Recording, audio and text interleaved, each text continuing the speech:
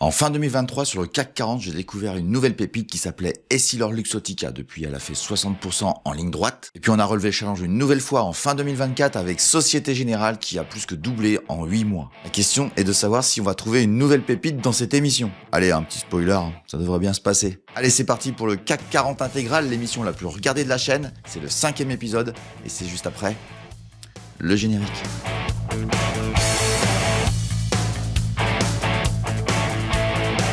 Bienvenue sur Fondamentalement Bourse, la chaîne des investisseurs qui veulent reprendre le contrôle.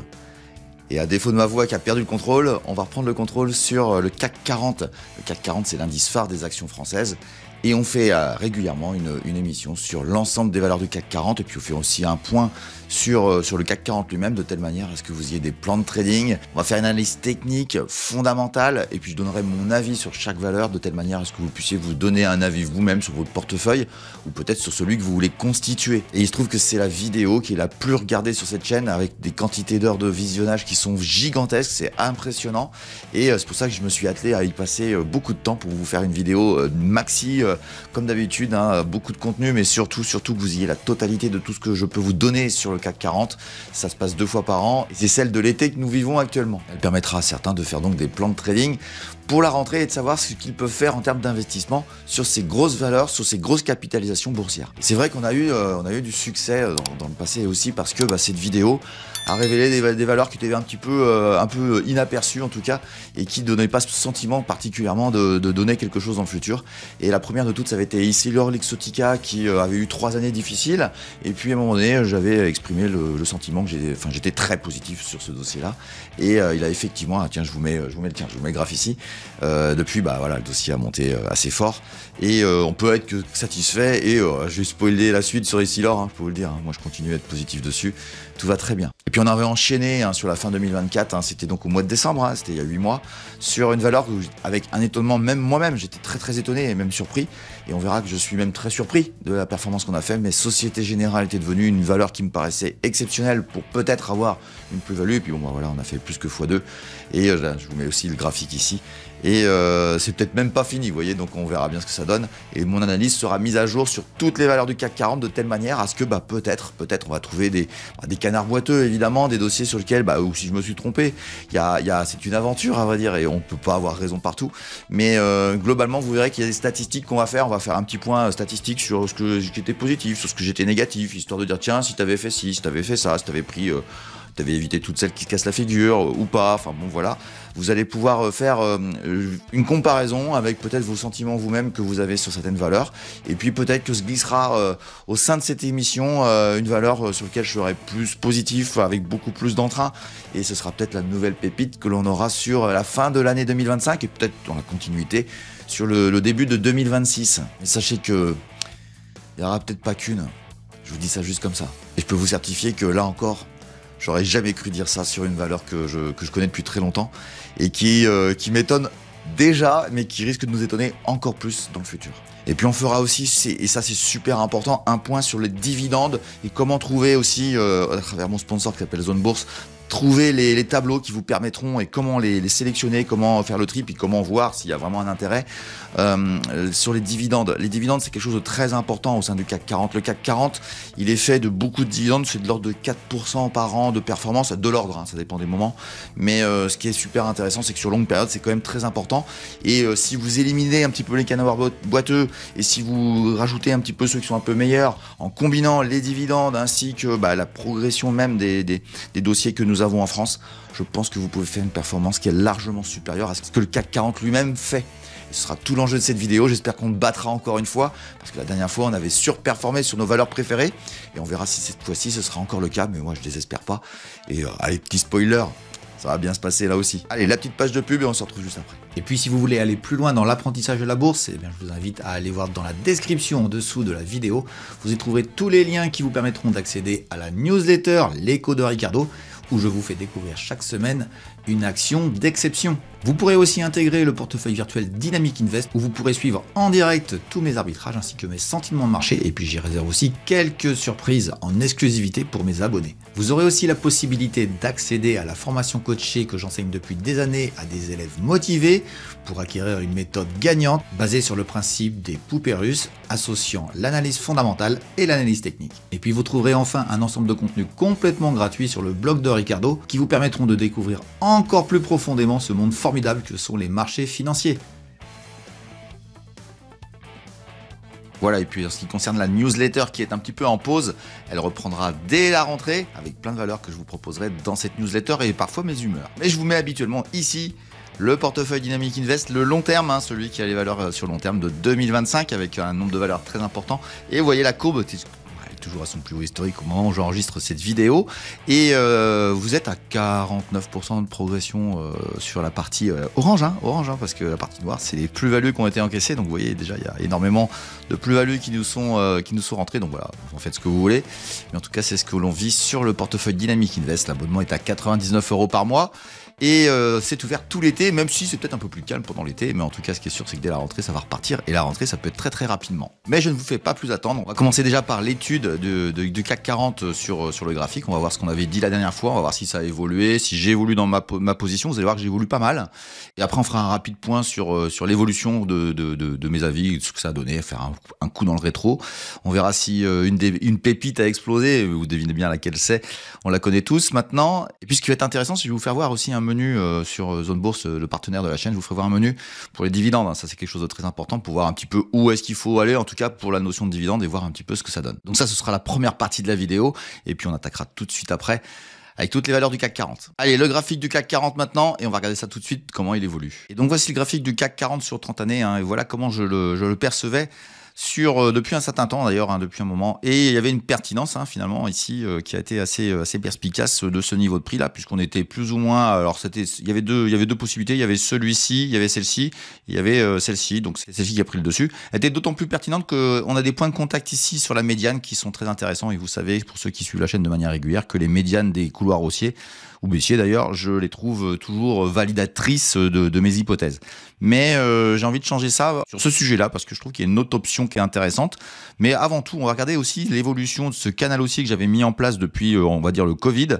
Et il a une pertinence très intéressante jusqu'à un moment donné où peut-être que ça va plus. Allez, je vous le trace, on regarde ça tout de suite. Et donc voici ce canal qui a vécu depuis le Covid avec des points de contact en bas. Et hop, j'agrandis pour que vous voyez bien. Et aussi surtout des points de contact ici qui sont très pertinents sur des hauts de marché à un moment donné. Et le problème, c'est que ça part toucher. Donc je me suis dit, ce canal, il est peut-être mort et déjà enterré, entre guillemets. Donc à partir de ce moment-là, surtout qu'on a un deuxième contact ici sur le fameux haut du canal très long terme, on l'a eu 2 fois, ça passe pas au-dessus, ça c'est un élément qui peut être important. Alors on peut revenir dessus, travailler et casser, qu'on soit très clair, mais pour l'instant j'ai envie de vous dire que je suis dans l'idée que ce canal n'a plus trop la raison d'être, parce qu'il y a beaucoup d'imperfections dans le mouvement de marché qu'on a eu actuellement. C'est-à-dire ici ça n'a pas été chercher le haut, et ici ça a été plus bas, et donc je trouve qu'il y a certainement une autre forme graphique que je vais vous proposer tout de suite, et à vrai dire je change le scénario sur le CAC 40 de manière globale, qu'on soit très clair, ça va pas changer la face du monde, mais ça va changer des points techniques intéressants pour peut-être faire des plans de trading en conséquence. Et la première des choses que je vais vous proposer, c'est cette idée, une idée en tout cas, que le canal haussier très long terme sur le CAC 40 serait plutôt de cette forme-là, puisque globalement on a un point de contact toujours le même ici, mais en tout cas le sommet de 2000, et on aurait retrouvé 25 ans plus tard un sommet assez difficile à passer, puisqu'on l'a touché 2 fois en 24, une fois en 24, une fois en 25, et on a du mal à passer, on se fait refouler. Avec tous les éléments actuels, on peut peut-être estimer que c'est peut-être la fin d'un marché haussier qui a duré à peu près 13 ans. Je suis pas sûr, à vrai dire, mais en tout cas ce qui est certain, c'est que ça travaille, et c'est un niveau intelligent de le faire, puisqu'en plus la médiane, toujours la médiane, regardez bien ici, il y a des points de contact de manière très régulière à différents moments de ce siècle qui sont quand même très intéressants, qui ont été travaillés de manière assez importante. Et puis en bas, je trouve que les points de contact ici, le plus bas ici sur 95 et celui-ci, alors 95, je peux vous le dire, je m'en rappelle très bien, c'est comme ça, c'est là que j'ai commencé à travailler. Là, il n'y a pas beaucoup de boulot, c'était un peu la crise économique. Et ici, ça, c'est la fin du crack de 2008 qui a terminé en mars 2009, et c'était le moment de rebondir où là, tout allait mal, tout le monde allait mal, c'est-à-dire retenez bien, tout allait mal, et finalement, c'était pas si grave que ça. C'est bien remonté, mais enfin, il y a eu quand même des choses choses très intéressantes de fait. Je trouve que globalement, le paradigme a beaucoup changé sur les actions en général pour une simple et bonne raison. C'est Mario Draghi et son Whatever It Takes qui a vraiment changé la donne macroéconomique et qui fait qu'aujourd'hui, les actions, ça ne se comporte plus du tout de la même manière. Par rapport à ça, je trouve que c'est une des grandes évolutions macroéconomiques dans ce monde. Même si certains peuvent la critiquer, l'idée que les banques centrales rachètent les dettes des États, c'est peut-être l'argent facile, mais c'est aussi ce qui a sauvé bien des choses dans ce bas monde. Et du coup, je trouve qu'il y a aussi le couloir haussier dont on avait parlé tout à l'heure, qui a une nouvelle tête, et je vais vous la proposer tout de suite. Et cette nouvelle tête, c'est ce graphique là comme ça, avec des points de contact différents où j'oublie la partie Covid, mais surtout regardez bien, hop, parce que j'avais vu ça il y a pas très longtemps. Il y avait eu un moment donné pendant l'été du Covid en 2020, il y avait eu des refus continuels et ça avait retombé à cause des élections américaines. Puis ensuite avec le vaccin anti-Covid, on avait rebondi. Donc à partir de ce moment-là, je trouve que c'est une période intéressante. On était passé en dessous, ça voulait repartir, puis finalement, hop, ça a accéléré et ça a été plutôt une bonne chose. Entre guillemets, entre nous, qu'on soit très clair, si vous enlevez ça, c'est quand même hyper bien respecté. Des points de contact ici, là, donc on n'en parle pas, et ici. Et à partir de ce moment-là, moi je trouve que emmener le marché, hop, j'agrandis, emmener le marché par ici, revenir chercher cet oblique ici une fois avant de repartir vers le haut, avec les éléments qu'on a actuellement qui sont peut-être pas très rassurants, on va en reparler tout de suite après. Je trouve que c'est pas bête quand même, entre nous. Voilà, à partir de ce moment-là, vous en faites ce que vous voulez. Il y a aussi un intérêt par rapport à ça, c'est que la médiane de ce fameux couloir, je l'ai tracé ici, regardez bien, les points de contact sont quand même très intéressants, sont très éloignés, ils sont pas là pour donner le sentiment qu'on va aller chercher celle-ci un peu plus tard. C'est possible, mais c'est pas l'objet, c'est surtout de valider la médiane. Et la médiane ici, elle est très très sympa. Ce qui fait qu'on a quand même les trois droites que vous voyez là, qui sont parallèles les unes aux autres, sont toutes pertinentes à un certain moment du graphique du CAC 40. Donc voilà, moi je trouve que c'est assez pertinent, mais je suis un petit peu gêné par ces exagérations ici, qui fait que ce couloir, c'est peut-être pas le bon, et j'ai envie de vous en tracer un autre. Et cet autre couloir n'est juste que le même, exactement la même oblique ici, mais sauf que je l'ai repoussé. Alors j'ai fait ça, on va dire, j'ai emmené ici, et ici je trouve qu'il y a des points de contact là et là, très intéressant, et surtout avec les points bas ici. Alors c'est peut-être pas tout à fait précis, mais ce qui est intéressant, c'est que ça vient ici. Alors c'est peut-être, on va ramener la médiane à peu près au niveau qu'il faut. On a ce point de contact là qui est sympa. Ici, il y a eu un petit flash crash ici, puis un rebond, et puis après c'est reparti. Mais je trouve qu'on le retrouve ici, c'est peut-être ça qui va être intéressant. Donc ce qu'on va faire, c'est on va marquer les deux de telle manière à les conserver, et puis on les verra dans l'hebdo, puisque l'hebdo est tout à fait intéressant. L'hebdo vous permet toutes les semaines, quand on va recommencer la rentrée, vous permettra de suivre l'évolution CAC 40. Je la fais toutes les semaines de telle manière à voir comment on évolue, et ça vous permettra peut-être de faire des analyses un peu plus pointues sur les points d'entrée sur les valeurs, parce que quand on est investisseur, on sait être patient, et parfois il faut savoir ne pas acheter. Moi j'ai le sentiment que c'est pas tout à fait le moment de le faire, mais en tout cas ce qui est certain, c'est que vous avez la possibilité d'avoir des points de contact intéressants, et je trouve que pour compléter cette analyse, je vous ai tracé ici une zone entre, on va dire, 7000, 6950 et autour de 7780. Ici, une zone qui s'est travaillée ici, ça a été le haut du marché, l'exagération du marché de 2000, et je trouve qu'elle a de la pertinence ici. Mais on va agrandir, vous allez voir tout de suite, c'est très très pertinent. Et hop là, voilà, donc ici, un petit flash crash ici, on revient ici une fois, et là on a le flash crash de Trump, il a fait la même chose. Donc là, ça commence à ressembler à quelque chose. Moi, je verrais bien avec un horizon peut-être à décembre 2026, donc on en est encore très éloigné, parce qu'il y a encore toute l'année 2026 à faire. Moi, je verrais bien aller revoir un contact ici, ce serait l'endroit parfait. Qu'on soit très clair, parfait. Mais il y en a un autre aussi, c'est l'effondrement ici, qui viendrait toucher les 6500, 530, un truc comme ça. Et on est à 10, 12, 15% de ça. Donc c'est pas très important. On est à 12% d'ici, donc c'est pas non plus très très important. Mais je trouve que dans un stress de marché, ça pourrait redonner un point de contact intéressant pour des investisseurs long terme qui cherchent des points d'entrée intelligents. Et ça peut faire aussi que des valeurs, on verra ça sur les graphiques, peuvent redescendre vers des niveaux de prix. Et bien ce serait peut-être en corrélation avec le CAC 40 à ce niveau-là. Donc vous voyez, il faut être patient, parce que un an et demi encore à attendre ce point-là, peut-être qu'on mettra un an et demi effectivement à retrouver un point bas, et qu'il ne se passera pas grand-chose sur le CAC 40 de manière globale. D'ailleurs, est-ce que ça va monter, est-ce que ça va baisser? Un peu difficile de le dire, même si j'ai mon sentiment, je pense plutôt vers une correction. Une correction, pas plus que ça, vous voyez, 10-12%, c'est pas très important, et je l'attends assez rapidement. Pourquoi? Parce que on a les taxes douanières qui sont mises en place sur l'ensemble du monde, et l'Europe a pris 15% quand même. 15%, c'est pas négligeable, c'est vraiment très important. Et à partir de ce moment-là, il faut bien considérer les choses de telle manière à ce que vous puissiez comprendre que les carnets de commandes vont avoir des problèmes. On sent qu'il y a déjà des valeurs qui ont des difficultés, et on a aussi le le secteur du luxe qui souffre de cette situation de baisse du commerce international qui peut se mettre en place à cause de l'ensemble de tous ces taxes douanières. Mais est-ce que 15% c'est grave? Et là, par contre, j'ai pas beaucoup vu. Je sais pas si vous l'avez vu ailleurs. Vous me direz en commentaire ce que vous en pensez. Mais j'ai pas beaucoup vu de gens avoir un comportement très positif par rapport à cette situation, parce que je voudrais vous conter l'idée d'une autre perception de cette décision de Donald Trump par rapport à l'Europe et des conséquences que ça peut avoir sur nous. Une baisse dans un premier temps des commandes, ce qui ferait une correction du marché, mais rapidement une reprise, pour une simple et bonne raison. C'est que quand vous regardez bien la carte du monde de la distribution de qui va prendre des taxes, à vrai dire, la première attaque que font les États-Unis actuellement en termes de taxes douanières et qui est sanctionné, ce sont les BRICS. Si vous regardez bien qui est sanctionné, c'est l'Inde. Si vous regardez bien, c'est le Brésil. Si vous regardez bien, c'est la Chine. Si vous regardez bien, c'est l'Afrique du Sud et la Russie. Je sais pas trop. J'ai pas trop de chiffres, donc apparemment il y aurait des taxes sur l'énergie russe, mais je suis pas convaincu qu'il y ait beaucoup d'échanges. Mais en plus, peut-être que Trump soutient un peu Poutine dans son comportement. Bon, bref, on verra bien. Mais globalement, c'est les BRICS. Et peut-être qu'il veut récupérer les Russes avec lui, quoi, tout simplement, et casser un peu l'hégémonie entre chaque pays des BRICS. À partir de ce moment-là, si vous regardez bien la carte du monde, ça se distribue entre les alliés quand même historiques des États-Unis et de l'autre côté, ceux qui font la rébellion. Et à partir de ce moment-là, la conséquence c'est laquelle? C'est que nous avons des produits concurrentiels. Nous sommes en concurrence, je sais pas, sur la production d'un produit lambda, je sais pas, on va dire des matelas. Par exemple, j'en sais rien, j'en sais strictement rien, mais par rapport à peut-être une entreprise qui se situerait, je sais pas, par exemple, en Afrique du Sud. Et à partir de ce moment-là où l'Afrique du Sud prend, je sais plus combien c'est, mais c'est peut-être 25 ou 30%, quand elle va vendre son produit, on va être concurrentiellement meilleur, puisque nous, on a 15% pendant qu'eux ont 30%. Ce qui fait qu'il y a des produits où on se bataille à 5-6% près, on va passer devant eux, ils vont être obligés de perdre des marges ou alors d'abandonner le marché. À partir de ce moment-là, on va être plus concurrentiel, et ça, j'entends pas parler de ça, puisque nous sommes la zone du monde avec une force économique très puissante. L'Europe, ça reste très puissant malgré tout ce qu'on peut vous raconter.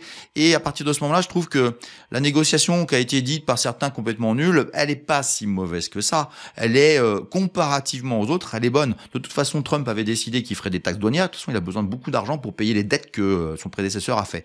Donc à partir de ce moment-là, je trouve que la négociation globale est peut-être pas si mauvaise que ça pour les Européens et que de valider 15%. Alors oui, les Anglais ont 10, mais bon, les Anglais ne vont pas fournir tout ce que nous on fournit, hein. Donc à partir de ce moment-là, ça va être compliqué pour les Anglais de tout fournir. C'est vraiment une accélération pour les Anglais, mais pour nous aussi, c'est pas si mal que ça par rapport au reste du monde. À partir de ce moment-là, petite correction, peut-être pas, je me trompe peut-être, mais moi je pense qu'à la rentrée on aura ça, avec des peurs, avec des warnings entre guillemets mis en place sur certaines valeurs qui vont tirer vers le bas, mais pour repartir assez rapidement vers le haut.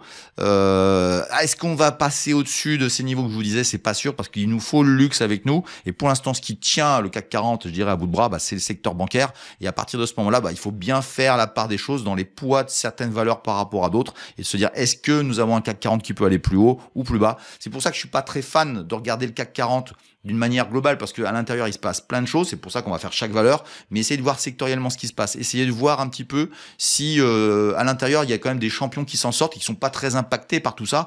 Entre nous, la Société Générale qui continue à monter, je vois pas pourquoi elle serait impactée par les États-Unis, elle a pas de réseau bancaire là-bas. Si vous voulez bien, maintenant on va passer le coup dans le rétro, on va aller voir si finalement justement cette distorsion entre certaines valeurs qui sont plutôt positives, d'autres qui sont plutôt négatives, hein. Moi je vous donne un avis positif, négatif, neutre, positif, neutre, négatif.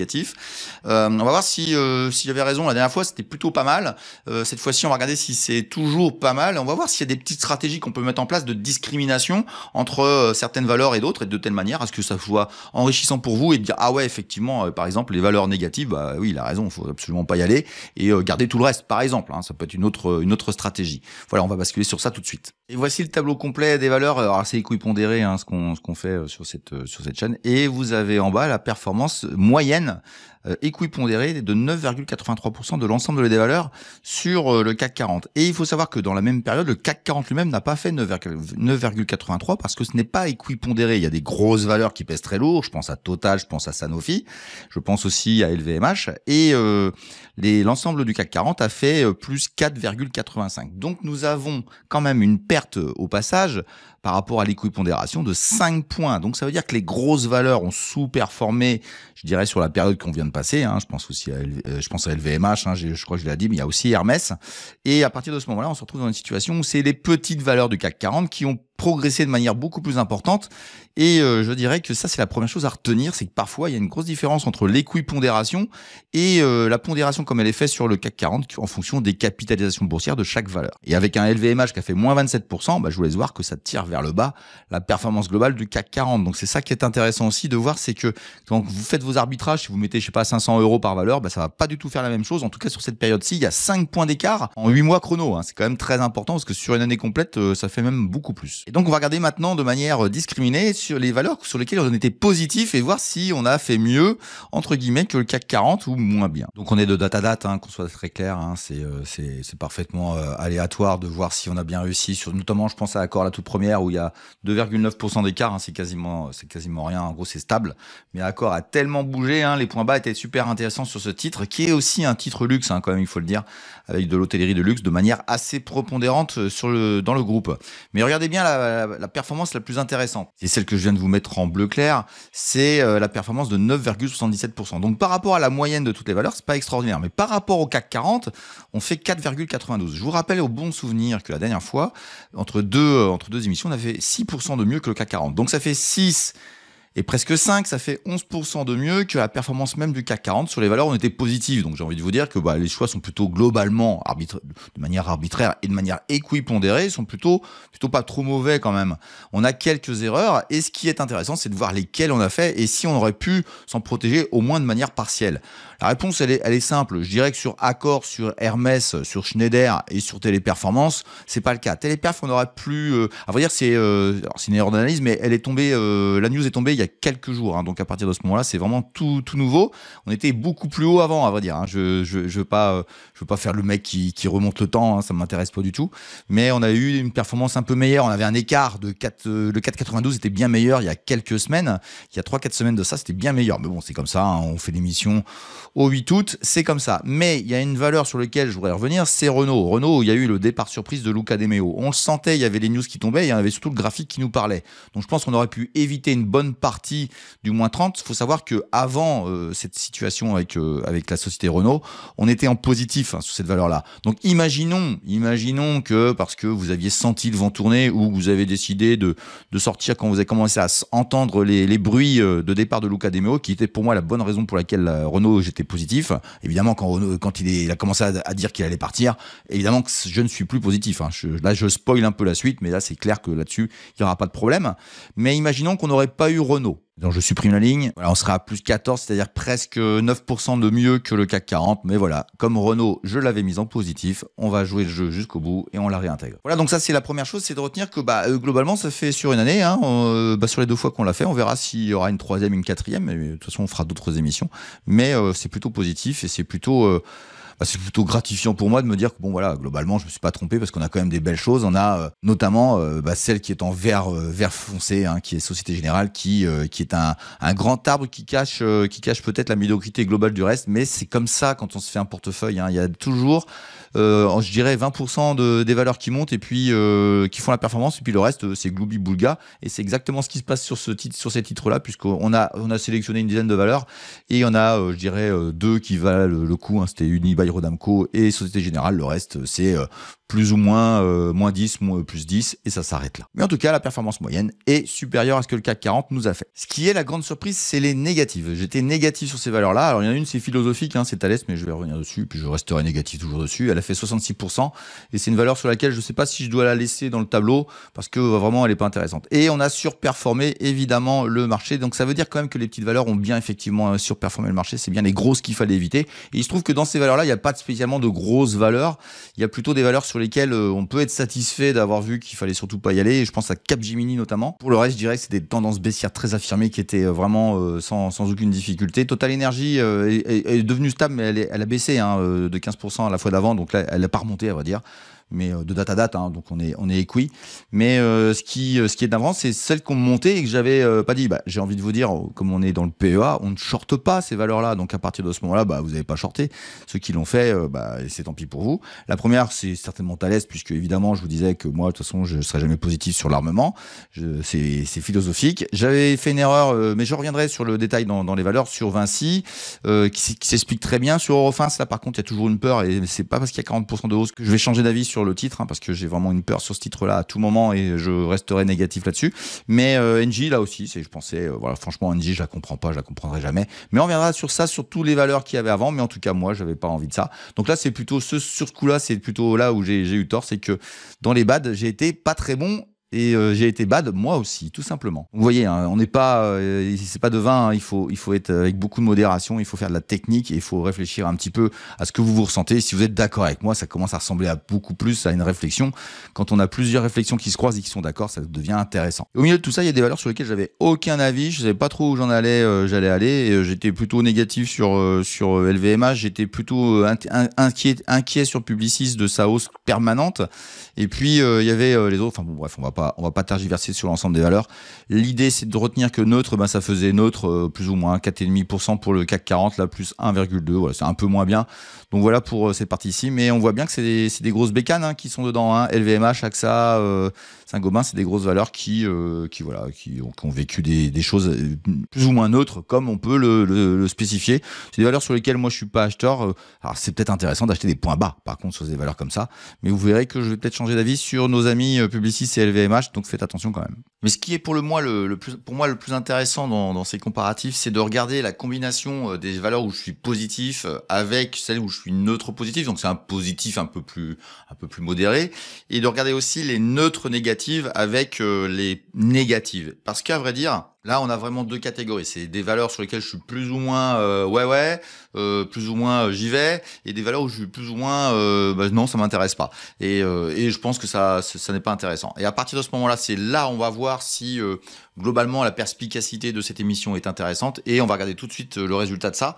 Alors je vous dis tout de suite, c'est plutôt pas mal, mais parce que il y a plus de valeurs aussi. Quand vous faites une moyenne sur 15-20 valeurs, c'est quand même beaucoup plus intéressant que sur 6-7, parce que vous pouvez avoir de la distorsion et ça lisse les choses. Mais globalement, vous allez voir que c'est pas mal du tout. On va commencer par les positifs et neutres positifs. Vous allez voir le résultat. Et j'ai envie de vous dire que juste par la couleur, vous voyez l'intérêt de ce que je vous ai proposé, parce que sur un marché qui a fait, je vous rappelle, 4,85% en moyenne, nous avons quand même dans le Gotha des neutres positifs, on a quand même une sacrée quantité de valeurs. BNP, Bouygues, Danone, Legrand, Orange ont fait des performances vraiment très importante à mon goût, et donc à partir de ce moment-là, vous en tirez les conclusions que vous voulez. Mais ce qui est intéressant, c'est que les baisses sont toutes assez modérées, sauf, on va pas revenir sur le cas Renault. Donc globalement, on est à 13,55% de progression par rapport à un 4,85 du. Et là, je trouve que si vous faisiez votre pizza, ceux qui connaissent la chaîne savent très bien ce que je veux dire. Une pizza, c'est quoi? C'est simplement faire le même mélange que les ETF, mais avec vos propres ingrédients. C'est quand même à chaque fois bizarre, c'est que la pizza industrielle, la margarita que vous achetez au supermarché, vous la faites à la maison et elles sont pas du tout le même goût. Donc voilà, ici c'est un goût financier. Le goût financier de cette petite pizza, des valeurs entre guillemets que je préférais moi au mois de décembre de 2024 sur le CAC 40 français, eh bien globalement ça fait 13,55. Alors on enlève les dividendes, on est sans dividendes, mais on compare au CAC 40 sans les dividendes, donc on est en bonne comparaison. Et globalement, qu'est-ce qu'on obtient? On obtient 8,7% de performance meilleure que ce que fait le CAC 40. Donc en gros, on est un point meilleur tous les mois. Ça fait 12 points par an. Ça peut, on peut extrapoler sur des années si je continuais à faire aussi bien. Mais ce qui est intéressant, c'est que sur cette moyenne-là, on a assez peu de rouge et assez peu de rouge écarlate. On a juste Renault, mais je ne reviens pas dessus. Donc ça, c'est super intéressant de voir que globalement, les neutres positifs et good dans ces émissions-là sont quand même plutôt en train de surperformer globalement le marché. Sachant qu'il y a quand même quelques petites déceptions, et notamment c'est Essilor, mais elle a tellement monté qu'elle a corrigé. Je pense qu'on est plus ou moins sur un point bas, mais globalement voilà, moi je trouve que c'est globalement intéressant sur un CAC 40 qui est vraiment totalement atone. On a quand même pas mal de valeurs qu'on fait plus que plus 30. On a quand même sur ce dossier-là, sur cette partie ici, on a quand même 5 valeurs et on les avait repérées. Allez, on va aller voir c'est des valeurs sur globalement où j'étais négatif et neutre négatif. On va voir si le 13,5 qu'il y a ici est différent là-bas. Eh bien, ça fait 8,4. Mais à vrai dire, ce qu'il faut regarder, c'est la performance par rapport au CAC 40. Ça fait plus vers 3,59. Donc voilà, ça a surperformé. Je vous disais, il y a beaucoup de valeurs qui ont surperformé puisque la moyenne globalement était quand même très très bonne sur l'ensemble des valeurs, parce que c'est les petites qu'on monté et pas les grosses. Mais globalement, ce que vous retenez, c'est qu'on a fait 3,5 contre le 8,7. C'est-à-dire que là, vous n'avez pas le 1% par mois, qu'on soit très clair, on l'a bien compris dans ma démonstration. Et on a des valeurs qui ont monté. Donc Thales, Bon, voilà, Thales est là, ok, mais dans les neutres négatifs, on a deux valeurs qui ont monté aussi, c'est Safran et Crédit Agricole. Alors Crédit Agricole, je reviendrai dessus, je vous expliquerai pourquoi je reste en retrait par rapport à elle. C'est surtout en comparatif dans son secteur. C'est celle qui a le moins progressé dans les bancaires, il faut quand même le savoir. Donc elle méritait, entre guillemets, de ne pas être prioritaire dans mes arbitrages. C'est ça qui est intéressant. Voilà par rapport à ce que je voulais vous dire sur ces valeurs que j'estimais, entre guillemets, un peu négatives. J'ai même pas voulu vous faire voir sans Thales, mais voilà, Thales, moi j'aime pas, et c'est comme ça, puis ça changera pas. J'aime pas pour des raisons que vous devinez. Pour ceux qui suivent la chaîne, ceux qui savent pas, vous allez voir dans la suite de la vidéo. Mais vous aurez remarqué que mon grand regret, entre guillemets, c'est Renault. C'est pourquoi? Parce qu'il y avait des news, et bah évidemment, de date à date, je peux pas dire, au fait, j'ai enlevé ça au milieu, hein, voilà, on fait de date à date, on prend tout et on joue juste comme ça. Mais si vous voulez vraiment performer, il faut quand même vous rester calé sur l'information boursière. Et pour ça, je voulais vous parler de dividendes et en même temps combiner à l'idée que l'information boursière, faut la trouver sur un site. Et j'ai un sponsor qui s'appelle Zone Bourse, qui est le meilleur site d'information boursière. Hein, c'est le meilleur, hein, qu'on soit très clair. C'est le meilleur. Tous mes abonnés, tous les gens qui sont abonnés, ils vous le diront.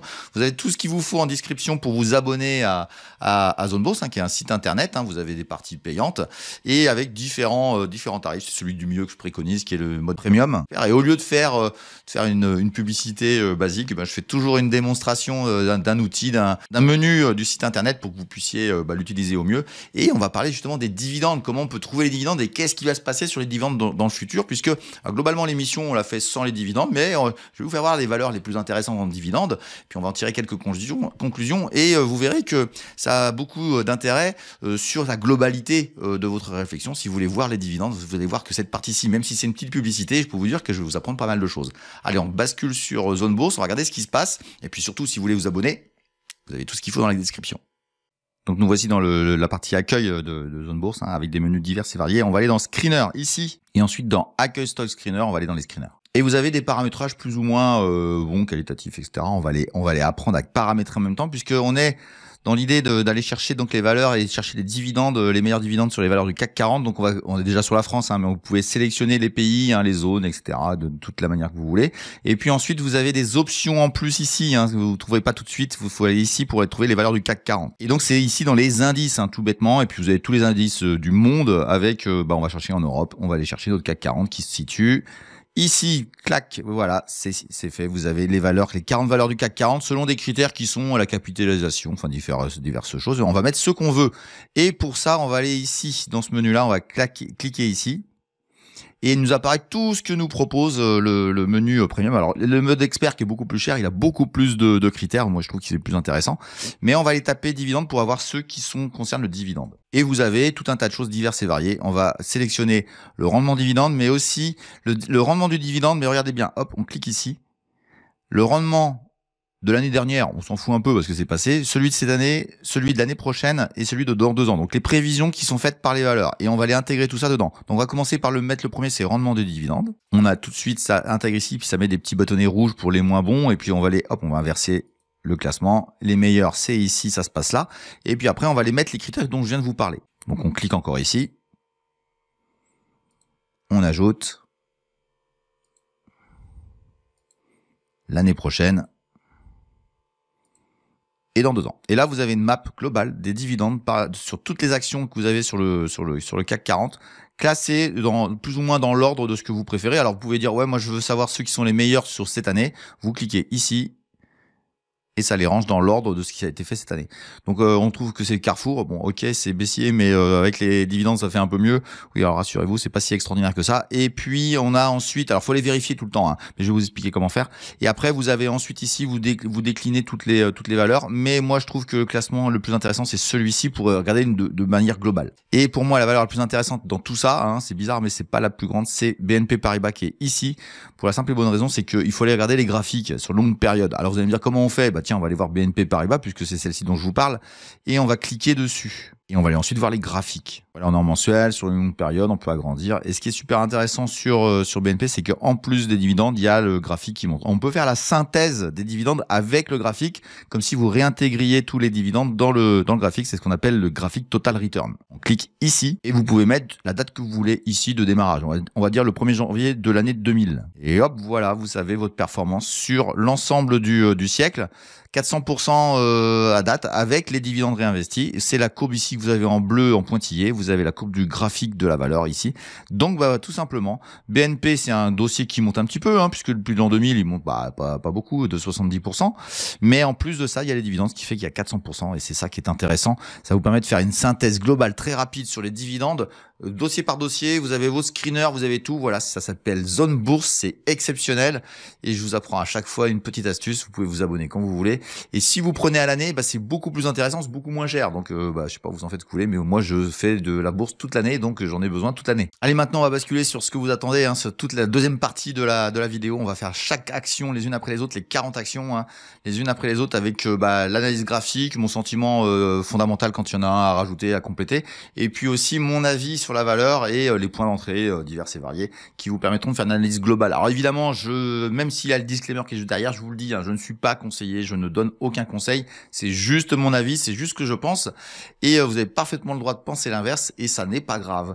Voilà, je vous souhaite tous une bonne suite des vidéos. Je vous laisse donc le disclaimer, et puis la biblio pour tous les petits nouveaux qui connaissent pas la chaîne. La biblio, c'est quoi? C'est la capacité, la potentialité d'aller voir toutes les valeurs qui vous intéressent, et de voir si j'en ai déjà parlé dans la chaîne, et vous retrouverez les vidéos sur lesquelles j'ai parlé d'une valeur. Ça vous permettra d'éviter de me demander à chaque fois sur des valeurs qu'on a déjà faites dans la chaîne, puisque dans les hebdos, on fait des études sur des valeurs diverses et variées. Allez, le disclaimer, la biblio, et on se retrouve juste après pour les 40 valeurs du CAC 40. Et est-ce qu'il y a une nouvelle pépite comme la dernière fois? C'est ce qu'on va voir dans la deuxième partie de la vidéo. Allez, c'est parti. Le contrôle, fondamentalement bourse. Le petit disclaimer qui permet de voir que je ne suis pas un conseiller et que tous les graphes que je vous présente sur tous les actifs ne sont ni des conseils d'achat ni des conseils de vente, mais juste mon avis. Alors pour profiter de toutes les informations qu'il y a avec la biblio de Ricardo, et sur l'année 2023 il y a eu plus de 300 valeurs étudiées, eh bien vous allez sur la chaîne par le biais du menu YouTube, voici juste devant vous. Et vous allez dans la barre de recherche trouver votre chaîne préférée fondamentalement bourse. Elle apparaît assez rapidement, vous cliquez dessus et vous arrivez dessus ici. N'oubliez pas de vous abonner en cliquant ici et activer la petite cloche qui va bien, de telle manière à ce que vous puissiez avoir toutes les notifications de toutes les vidéos qui sortiront dans le futur. Ensuite, vous cliquez sur la chaîne et vous arrivez sur le menu de la chaîne et vous allez cliquer sur la petite loupe qui est ici pour y mettre la valeur que vous recherchez. On va prendre l'exemple de la meilleure valeur de l'année dernière, de 2023, qui est Red Delphi. Et vous cliquez et vous voyez qu'apparaissent les deux vidéos sur lesquelles Red Delphi a été cité. Voilà comment vous pouvez trouver toutes les valeurs qui vous intéressent dans la chaîne. Vous pouvez aussi taper le code de la valeur, c'est beaucoup plus fiable. Une faute d'orthographe est vite venue. Voilà, n'hésitez pas non plus à regarder la date à laquelle a été faite la vidéo. S'il y a plus de 3 ou 4 mois, vous pouvez me demander une mise à jour. Voilà, je vous laisse maintenant à la vidéo et profiter des nouvelles valeurs que nous étudions tout de suite. Voilà, et puis je rappelle que je ne fais que des valeurs éligibles au PEA dans toute l'Europe, mais aujourd'hui on va s'occuper que des valeurs françaises. Je voudrais juste préciser que tout a été enregistré le week-end du 2 et 3 août, donc vous avez les cotations à la clôture du 1er août. Allez, je vous laisse tout de suite aux 40 valeurs du CAC 40. Et donc voici le graphique de Accor. Accor, le groupe hôtelier évidemment, sur une période de 30 ans, et on voit qu'on est neutre entre guillemets sur le cours, ça oscille entre deux bornes, on va dire très simplement entre 21 et entre 20 et 50, et on a eu une exagération avant 2008 et le grand drame à 75, mais globalement on oscille et on est en train de nous dire non moi je passe pas, il va falloir autre chose. Tout simplement, mais on va aller voir en hebdomadaire, vous allez vite mieux comprendre la situation, en sachant qu'on est ici, dans une zone qui se travaille de manière habituelle. Moi, je trouve que ça serait pas inintéressant de la surveiller, cette zone, mais on va voir qu'en hebdomadaire, on a un autre programme à proposer. Donc, on retrouve notre zone en travail. Là, on a fait une bougie là sur la semaine qui vient d'arriver, là, comme je vous disais. Qui est absolument impressionnante. On est passé de 50 €, on est passé à 42 avec les résultats de Accor qui sont pas spécialement mauvais, mais qui ont été fortement vendus pour des raisons assez simples. C'est les effets de change sont un peu plus forts que d'habitude. Et on se retrouve au milieu d'un couloir potentiel dont on voit la borne haute ici, on voit une borne basse ici, avec des exagérations par moment, ici en 2022 et puis ici peut-être en 2025, et je trouve qu'il a une certaine pertinence globale qui fait que écoutez, on peut travailler cette zone de manière importante, mais une bougie comme ça on peut pas la négliger, on peut absolument pas la négliger parce qu'elle est d'une violence assez impressionnante. Regardez bien, c'est celle-ci qui est beaucoup moins forte, elle a engagé quand même un marché baissier sur une période assez longue, sur quelques semaines. Et je trouve que le niveau de 50, 52 ici, qui est travaillé sur une longue période, eh bien écoutez, on peut estimer qu'on va aller chercher des supports un peu mieux, un peu plus costauds dans l'avenir. Et il est pas bête de trouver que 36 serait pas mal. On n'en est pas si loin que ça. 42 à 36, c'est quand même pas une baisse non plus extraordinaire, hein, c'est de l'ordre de 15%.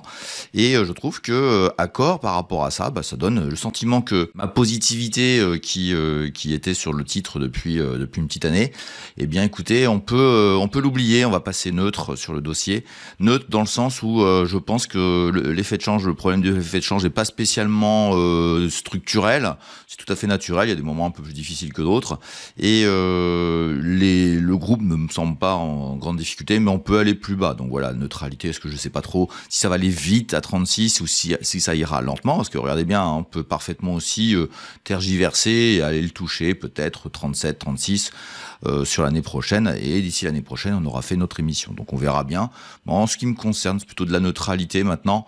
On a fait le gros sur Accor depuis la remontada de 2020, et on peut passer à autre chose. Voilà pour le groupe Accor, on va basculer directement sur la valeur suivante. Et voici donc Air Liquide sur très longue période, un des dossiers préférés par les Français, hein, pour toutes les qualités que le dossier a je dirais de stabilité, entre guillemets, stabilité haussière, hein, ça monte tout le temps, mais ça subit aussi des crises, hein, on voit bien qu'il y en a eu aussi en 2008, ici sur 2015-2016, et puis on a eu le crack du Covid, etc. Donc dans les mouvements de crise, c'est le moment où il faut recharger, et on n'y est pas, donc c'est mon avis qui n'engage que moi, hein. Ça fait un petit moment que je vous dis que ce niveau de prix, ce niveau de valorisation me paraît élevé, et on voit bien que ça pédale, hein, ça accélère pas, et c'est là qu'il faut comprendre, entre guillemets, que sur des dossiers comme ça, il faut attendre des points bas.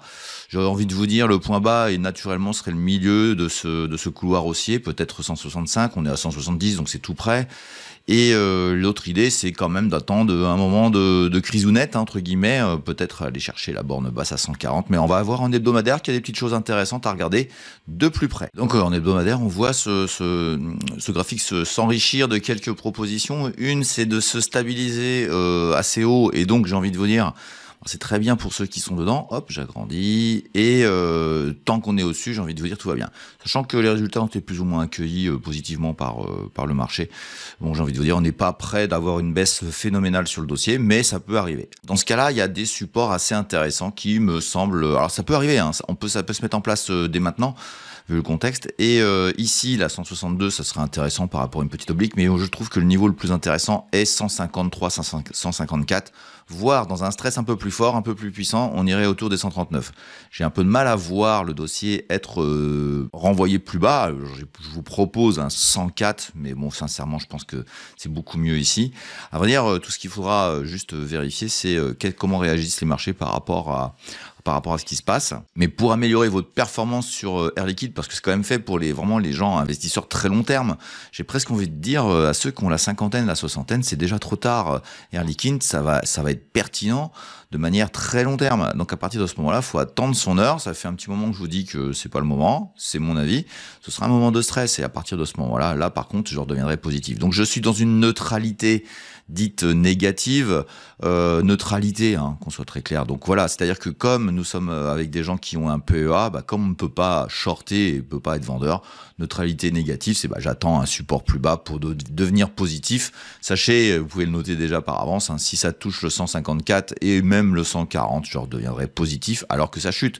Sauf une news très importante sur l'entreprise qui voudrait dire que ça va très très mal dans l'entreprise, mais ça fait tellement longtemps que ça va bien qu'on peut espérer quand même que ça continue à aller bien chez ce fleuron français. Allez, on enchaîne avec le dossier suivant. Donc voici le graphique de Airbus sur longue période, hein. Une formidable réussite industrielle, hein, y a rien à dire, hein, puisque on est en 2000, au début de l'an 2000, on est autour de 10 euros, on est actuellement à 176. Et qu'est-ce que j'ai envie de vous dire d'autre que c'est magnifique. C'est un dossier qui est quasiment à son plus haut historique, et évidemment, vous pourriez avoir peur, effectivement, de voir une correction sur ce dossier-là, parce que ça se justifie un peu techniquement, mais je trouve que il est intéressant de voir cette espèce de double couloir voir qu'on a ici là un premier avec un effondrement de 2020 puis une accélération ensuite, mais qui respecte cette espèce de borne là autour actuellement des 180-190. Mais j'ai le sentiment, c'est mon sentiment, j'ai le sentiment que Airbus ne peut pas vraiment corriger. Même si on va aller voir en hebdomadaire, vous allez voir que y a des points intéressants techniques, mais fondamentalement j'ai le sentiment que Airbus n'a rien à faire un peu plus bas. Voilà, alors c'est jamais facile de dire à des gens quand c'est au plus haut que ça peut continuer à monter, mais à vrai dire tout simplement, on voit que le petit support que j'ai mis ici peut-être est celui qui va travailler, donc ça peut osciller un petit peu dans cette bande là pendant un certain temps, mais après j'ai envie de vous dire que ce qui me donne envie d'aller voir, c'est un peu plus haut. Allez, on va regarder ça un peu plus près en écrasant un peu le graphe, et voilà, donc c'est ici des bornes autour de 227, 230 là qui se présentent à nous. Donc l'idée, ce serait peut-être d'osciller effectivement sur la borne là pour aller arbitrer vers le haut, parce que franchement depuis que Boeing va très mal, sincèrement il y a rien à dire sur le dossier Airbus, ça plane, ça monte. J'ai même le sentiment que c'est pas assez bien valorisé par rapport à ce qu'on a comme événement sur le fabricant américain. Alors on pourrait parfaitement dire bon voilà, dans une correction du marché, dans un stress du marché, de redescendre un petit peu, le niveau de 160 serait un des premiers niveaux intéressants, mais après il y a un petit gap ici hebdomadaire à 140 qui me paraît déjà très difficile à aller chercher, mais c'est possible dans un stress de marché. Mais globalement, moi, je reste positif sur le dossier Airbus. Allez, on passe à un autre titre maintenant. Et voici ArcelorMittal sur une période de l'ordre de 10 ans. Et ça oscille, ça bouge, ça monte, ça descend, pas pour vraiment une tendance. Et si on regarde d'un peu plus loin, on va voir que c'est un dossier qui, pour moi, n'est pas spécialement intéressant. Et voici ArcelorMittal sur très longue période, puisqu'on a, je dirais, tout le siècle passé, les 25 années qui viennent de passer. Et on est tout en bas. Il y a eu une accélération très forte en 2008, puis vous voyez un effondrement, puis on s'en remet pas sur ArcelorMittal, et c'est un peu justifié. On va regarder un peu plus près ce qui se passe, mais vous allez voir que j'ai pas un avis particulièrement changeant sur ce dossier-là. Donc voilà, sur les 10 dernières années, ça oscille. Alors j'ai essayé de tirer cette oblique là pour voir si ça fonctionnera quand ça voudra bien accélérer, mais je reste sur un dossier qui me donne aucune envie. L'acier ArcelorMittal, pour l'instant je suis neutre négatif et je vais rester neutre négatif. On va regarder en hebdomadaire s'il y a des plans de trading, mais sinon ça sera pour moi un dossier sans intérêt. Et c'est très loin d'être une nouvelle pour ceux qui suivent la chaîne depuis longtemps. En gros, voilà, donc très simplement, on a une borne qu'on retrouve ici. Donc ce serait revenir sur 22, ce qui n'est pas spécialement très éloigné pour une valeur qui est assez oscillante. On voit la réaction qu'il y a eu quand Trump a annoncé ses menaces. Hop, j'agrandis. On voit que ça redescend un peu moins violemment. Donc je pense que le marché est un peu plus positif. Alors à vrai dire, les résultats sont plutôt pas trop mal chez Arcelor, mais c'est pas gagné que ça continue. Donc voilà, ma neutralité négative reste en place. C'est-à-dire, en gros, je suis pas acheteur. Et en gros, j'ai autre chose à faire ailleurs, tout simplement. Et puis on voit aussi ici qu'il y a des résistances très fortes. C'est vraiment au-dessous de 32. Il y a strictement rien à espérer. Si ça passait au-dessus, là, on pourrait espérer un changement de paradigme sur le titre. Mais pour l'instant, strictement rien. Donc voilà, 22, 20, où vous pourriez aller. Alors, moi, personnellement, je serais, comme je dis, neutre négatif, c'est que je suis pas acheteur. Même à ces niveaux-là, ça ne m'intéresse pas. Ce titre-là ne me parle pas. Voilà, on va enchaîner avec un autre titre, si vous voulez bien. Et voici donc AXA sur très longue période, là aussi. Et on voit que le sommet historique qui était autour des 43, il a été touché il y a peu de temps. Et on voit un petit repli. On va regarder ça de plus près, mais en tout cas, ce qui est certain, c'est que sur AXA, nous étions neutres, tout simplement. Et on est monté un peu plus haut que prévu, que ce que j'aurais pu penser, mais là, je pense que là, on est un peu cher, et il se passe des choses dans le groupe AXA qui font que ce couloir me semble très pertinent. On pourrait aller chercher les 34, qui ça serait assez pertinent de le faire. Et à partir de ce moment-là, on peut pas être acheteur. Mais je le dis, je le répète, sur une valeur comme celle-ci qui distribue beaucoup de dividendes, il est essentiel de ne pas acheter les moments hauts de marché. Je pense qu'on est sur un moment haut. Alors, est-ce que c'est ici, est-ce que ce sera un peu plus haut? J'en sais strictement rien. Mais je le répète, vaut mieux acheter dans les moments de crise avec des rentabilités futures, des rendements futurs qui seront très important, beaucoup plus important que ceux qui sont acheteurs à 40, évidemment. Celui qui a acheté à 14 ici, ses rendements sont 3 fois plus élevés que celui qui achète ici, et ça c'est de manière définitive, qu'on soit très clair. Donc il faut attendre les bas de marché. Pour l'instant, je dirais, j'ai une neutralité négative sur le dossier puisque j'ai des résultats qui me plaisent pas trop. On va regarder les hebdomadaires, vous allez voir que l'expression hebdomadaire du graphe est tout à fait claire pour penser ce que je viens de vous dire. Voilà, on retrouve notre couloir, notre résistance au sommet historique à 43 à 30. Et ça a travaillé, résultat, boum, badaboum. Donc pour moi 34, ce serait un niveau sympa, peut-être 36, je sais pas à quelle vitesse que ça va baisser. Et voilà, donc neutre négatif, ce qui veut dire que Là aussi, il faut tenter le rebond ici. Hein. Ça reste une belle entreprise, mais bon, si une crise se mettait en place, évidemment que ça irait plus bas. Mais pour l'instant, je pense pas qu'on soit encore en crise. Ceci étant dit, ceux qui sont en train de chercher des opportunités, je n'ai pas le sentiment que ce soit AXA qui soit intéressant, puisque je vous disais, l'essentiel sur AXA, ce sont les dividendes et l'accumulation sur longue période. Allez, on enchaîne avec un autre titre tout de suite. Et voici la BNP sur très longue période. Hein, donc on voit que ça oscille fortement, mais c'est les dividendes sur ce dossier-là qui donnent de la performance. Et si vous voulez bien, on va regarder vite fait le graphe sur les dividendes de cette valeur. Donc voici le graphique avec les dividendes réintégrés. La bleue ici, c'est celle avec les graphiques actuels, et puis c'est ça c'est avec les dividendes rajoutés dans le cours de bourse et avec réinvestissement des dividendes dans le cours de bourse. Donc voilà, sur longue période, c'est quand même assez impressionnant. 5 ans, hein, c'est bien pour calculer ça, mais regardez bien, alors ça fait que doubler, hein, on passe de 120% à 200% de performance, donc il y a quand même 80 qui sont dus aux dividendes sur 5 ans. Et si on passe sur une longue période, on va voir que ça confirme ce sentiment sur la valeur dividende qu'est BNP. Et voilà ce que ça donne, hein, donc plus 1800% quand le cours lui a fait 200 et quelques sur une période de 30 ans. Évidemment, sur 30 ans, 200%, c'est quasiment rien, c'est vraiment très peu, mais par contre avec les dividendes, voilà, c'est super intéressant. On va revenir sur le graphique, vous allez voir que ce qui est intéressant aussi, c'est de regarder où en est rendu le cours de bourse. Et donc on est en termes de cours de bourse, on est quand même assez haut, hein, on est rendu à 80, historiquement c'est quand même globalement assez élevé, on n'est pas à 35, hein, c'est évidemment qu'ici il fallait penser à ça, et on est en train de respecter depuis longtemps une oblique ici de rebond, hein, depuis 2020 en gros, hein, depuis le Covid, de telle manière à ce qu'on peut considérer qu'un retour, un repli ici serait pas anodin, mais j'ai envie de vous dire que le dossier va bien. Le dossier va très bien, et à partir de ce moment-là, osciller ici pendant une longue période, on est sur des bougies mensuelles, donc c'est très long, mais rester au-dessus de ce niveau de prix qui est actuellement autour de 74, on va dire 73, 74, pour moi c'est une notion qui peut être retenue sur le dossier BNP Paribas, sur lequel j'étais neutre positif, donc plutôt acheteur et à la recherche de points d'achat, et j'ai envie de vous dire que je vais conserver mon sentiment parce que ce dossier-là était un superbe dossier. Je trouve que c'est celui qui est le plus intéressant dans le monde bancaire aujourd'hui, même si on en a un autre à raconter tout à l'heure, mais globalement ça reste BNP Paribas, c'est la plus intéressante à mon goût sur la place française sur longue période, et ça fait très longtemps que je le dis. Allez, on va aller voir l'hebdomadaire si ça conforte notre position. Alors voilà ce que ça donne sur notre graphique. Alors la seule gêne que j'ai par rapport à ça, c'est que on bute ici un peu au milieu de nulle part. J'ai regardé un petit peu, j'ai cherché, j'ai pas trouvé grand chose. Donc il y a le support là. Tant qu'on le tient, tout va bien, je vous disais. Et donc si on passe en dessous, là faut s'attendre à aller chercher le 62, et ce sera une belle opportunité avec un prix moins cher, avec un rendement qui sera un peu meilleur. Et voilà, donc je suis neutre positif dans le sens où je joue l'idée que ça va faire ça. Si ça passe en dessous, vous inquiétez pas, je suis acheteur en dessous. Je suis un acheteur un peu plus bas, mais bon, comme on s'engage dans cette vidéo, je donne un neutre positif, comme la dernière fois, malgré le contexte global qui est assez pesant et qui peut effectivement nous envoyer le dossier au plus bas. C'est pas grave, j'assume. Allez, c'est parti, on part pour du neutre positif. Allez, on enchaîne avec un nouveau titre. Donc voici le graphique de Bouygues, la société Bouygues que j'apprécie beaucoup depuis un certain temps et que je trouve intéressante. Et on a regardé ce graphique avec beaucoup d'intérêt la dernière fois, et on était à ce niveau de prix là, et j'étais passé neutre positif. Et on a tapé dans une borne assez intéressante, puisque si vous regardez bien, on a un couloir ici sur très longue période, et l'intermédiaire de la médiane du couloir, il a été résistance. Donc ça valide pas mal de choses graphiquement. Ça a validé aussi cette oblique sur laquelle on a rebondi. Ça s'appelle un pullback. Et on revient sur la médiane de ce couloir haussier. Donc on est vraiment techniquement, c'est vraiment très propre sur Bouygues.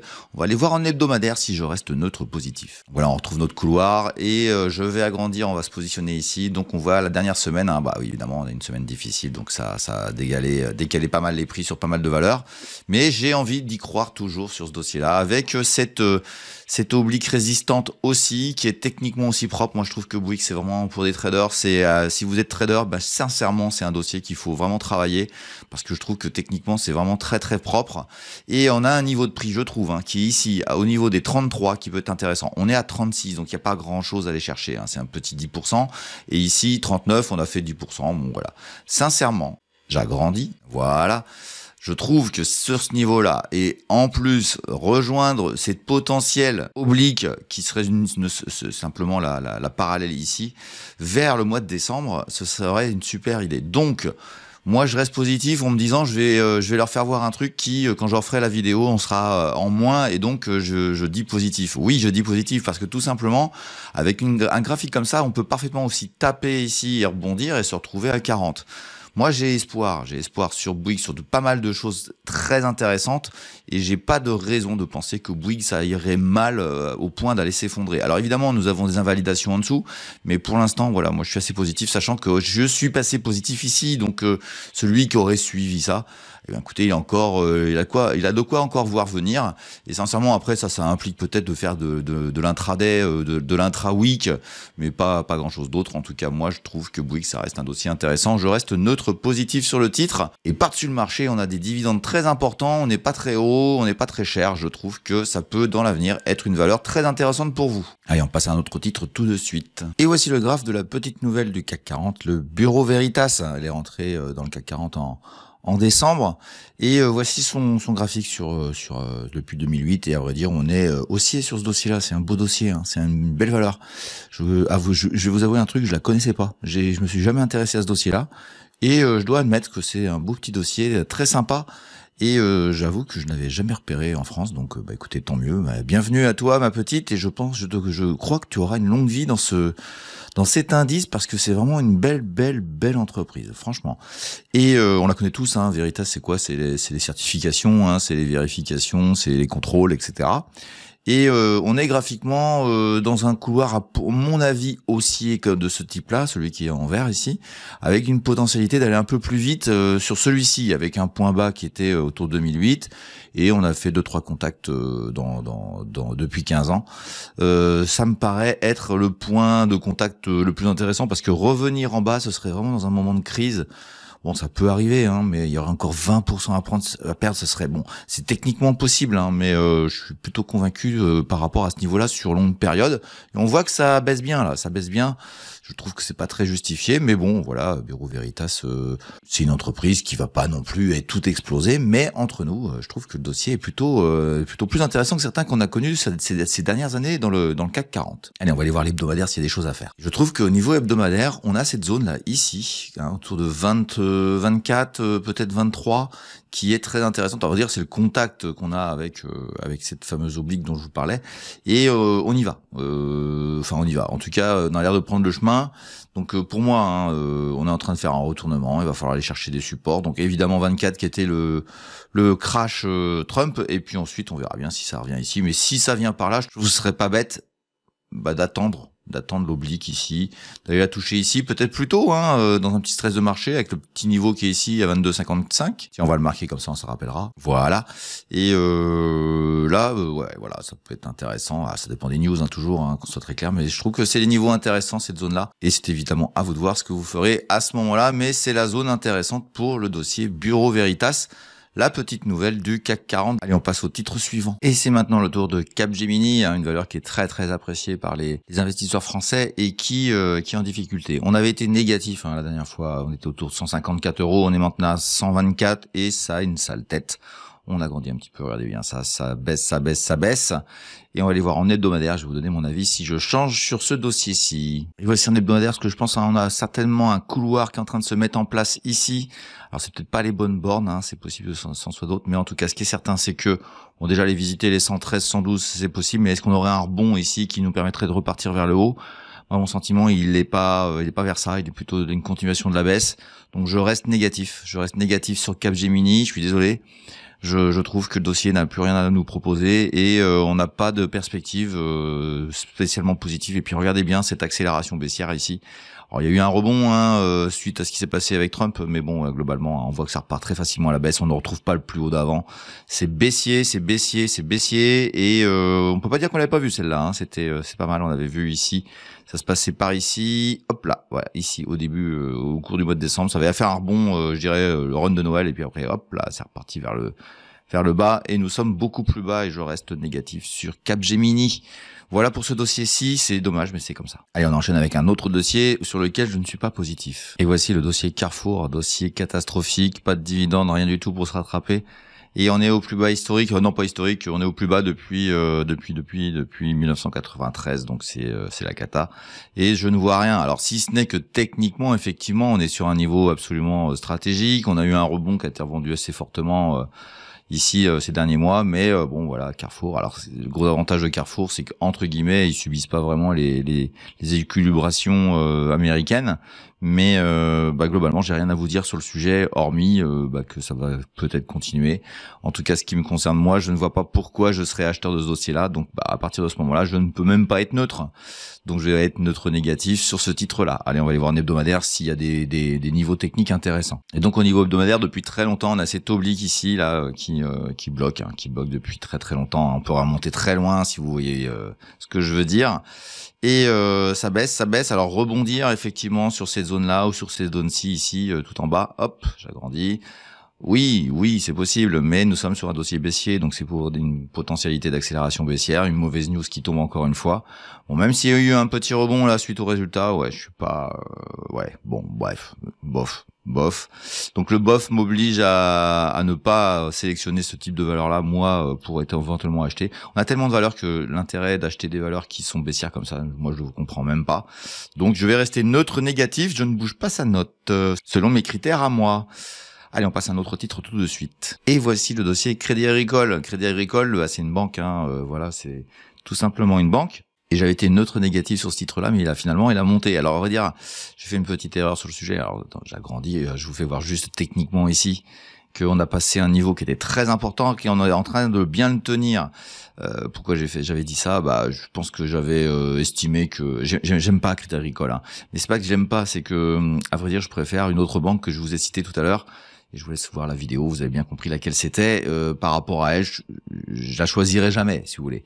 Mais il faut admettre que j'ai eu tort de le dire, alors que franchement, j'avais pas de raison de le dire. C'était juste pour vous orienter plutôt vers l'autre qui était bien meilleure. Et elle a été meilleure, elles ont été meilleures, les autres banques françaises. Donc à partir de ce moment-là, je dirais que moi je la prendrais pas, mais pour faire le jeu de l'exercice des neutres ou des positifs ou des négatifs, je vais vous dire que je suis neutre positif, voilà, par rapport à ça. On a passé pas mal de résistances, hein, on voit bien ici, celles qui sont obliques qui viennent de très loin, celle qui est horizontale qui est ici, et celle-ci on la tient très bien. Alors, une pause, hein. On est dans une pause depuis quelques mois, mais il y a pas de logique à faire retourner le titre entre guillemets. Donc à partir de ce moment-là, c'est pas impossible que ça continue à repartir. Quand, j'en sais rien, mais en tout cas c'est par ici que ça se passe. Et les invalidations sont juste, hop, j'agrandis, sont juste en dessous ici. Sauf si on va aller voir en hebdomadaire, sauf si on joue autre chose. Voilà, je retrouve le graphique, mais en hebdomadaire, et qu'est-ce que le autre chose, c'est quoi? C'est si je passe en dessous, d'aller chercher cet oblique ici. Ici, où l'exagération, s'il y a une exagération du même move, mais c'est pas sûr qu'on l'ait, parce qu'à vrai dire, il y a une médiane ici d'un couloir haussier, beaucoup plus grand, hop, je l'agrandis, voilà, ici. Et on a tapé ici. Donc, aller taper en bas et rebondir là-haut, ce serait pas bête. Donc, je dirais neutre positif. Et donc je change d'avis sur elle. Alors c'était pas un changement d'avis, c'est peut-être une correction. J'ai dit une bêtise la dernière fois. Faudrait que je fasse attention il y a des gens qui écoutent et qui sont assez sensibles à tout ça. Et c'est vrai que c'est pas la banque que je préfère. En France, il y a beaucoup mieux, et ailleurs aussi d'ailleurs, il y a beaucoup mieux. Allez, on passe au titre suivant. Et voici un dossier qui se porte bien. C'est le dossier de Danone. Donc il oscille de manière haussière, mais avec beaucoup de lenteur entre guillemets depuis des années, hein. Hop, on a grandi, on voit ça de très loin. Danone, c'est des yaourts, c'est de l'eau, et on a eu une belle année depuis 2022. On a une belle remontada du dossier, et j'étais assez positif. Donc voilà, on a plutôt bien performé sur ce dossier-là, et j'ai pas envie de changer d'avis globalement. On va regarder en hebdomadaire ce qu'il y a à faire, et puis on mettra peut-être un petit bémol par rapport à tout ça. Alors c'est un des rares dossiers cette semaine qui a accéléré à la hausse, hein, donc qu'on soit très clair, ces résultats sont très bons, et donc ça nous conforte un petit peu dans l'idée que on reste neutre positif sur ce titre-là. Et par contre, on a cette résistance-là qu'il va falloir travailler, passer. Donc la première fois qu'on y a été, on était renvoyé assez violemment.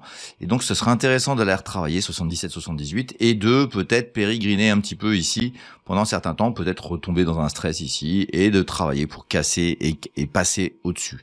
Tant qu'on est en dessous, je dirais qu'on peut pas être positif, parce que les leviers de croissance sur Danone, les yaourts c'est sympa, mais il n'y a pas de grande révolution dans le yaourt entre guillemets, donc c'est une valeur qui est intéressante dans les moments de bourse actuels et qui permet d'un peu stabiliser les portefeuilles des gérants. Mais bon, en ce qui concerne les particuliers comme nous, je vois pas trop l'intérêt de l'avoir, mais en tout cas ce qui est sûr c'est que je suis plutôt neutre, avec tendance positive, parce qu'on peut pas renier ce couloir là, il est bien tracé. Je trouve que techniquement par contre Danone c'est quand même assez propre, hein. C'est vraiment à chaque fois ça tape nickel, hein, vous avez vu, bim, et hop là c'est reparti. Donc à partir de ce moment-là, hop, j'agrandis pour que vous voyez bien. Ce moment-là, il n'y a pas de raison d'être négatif.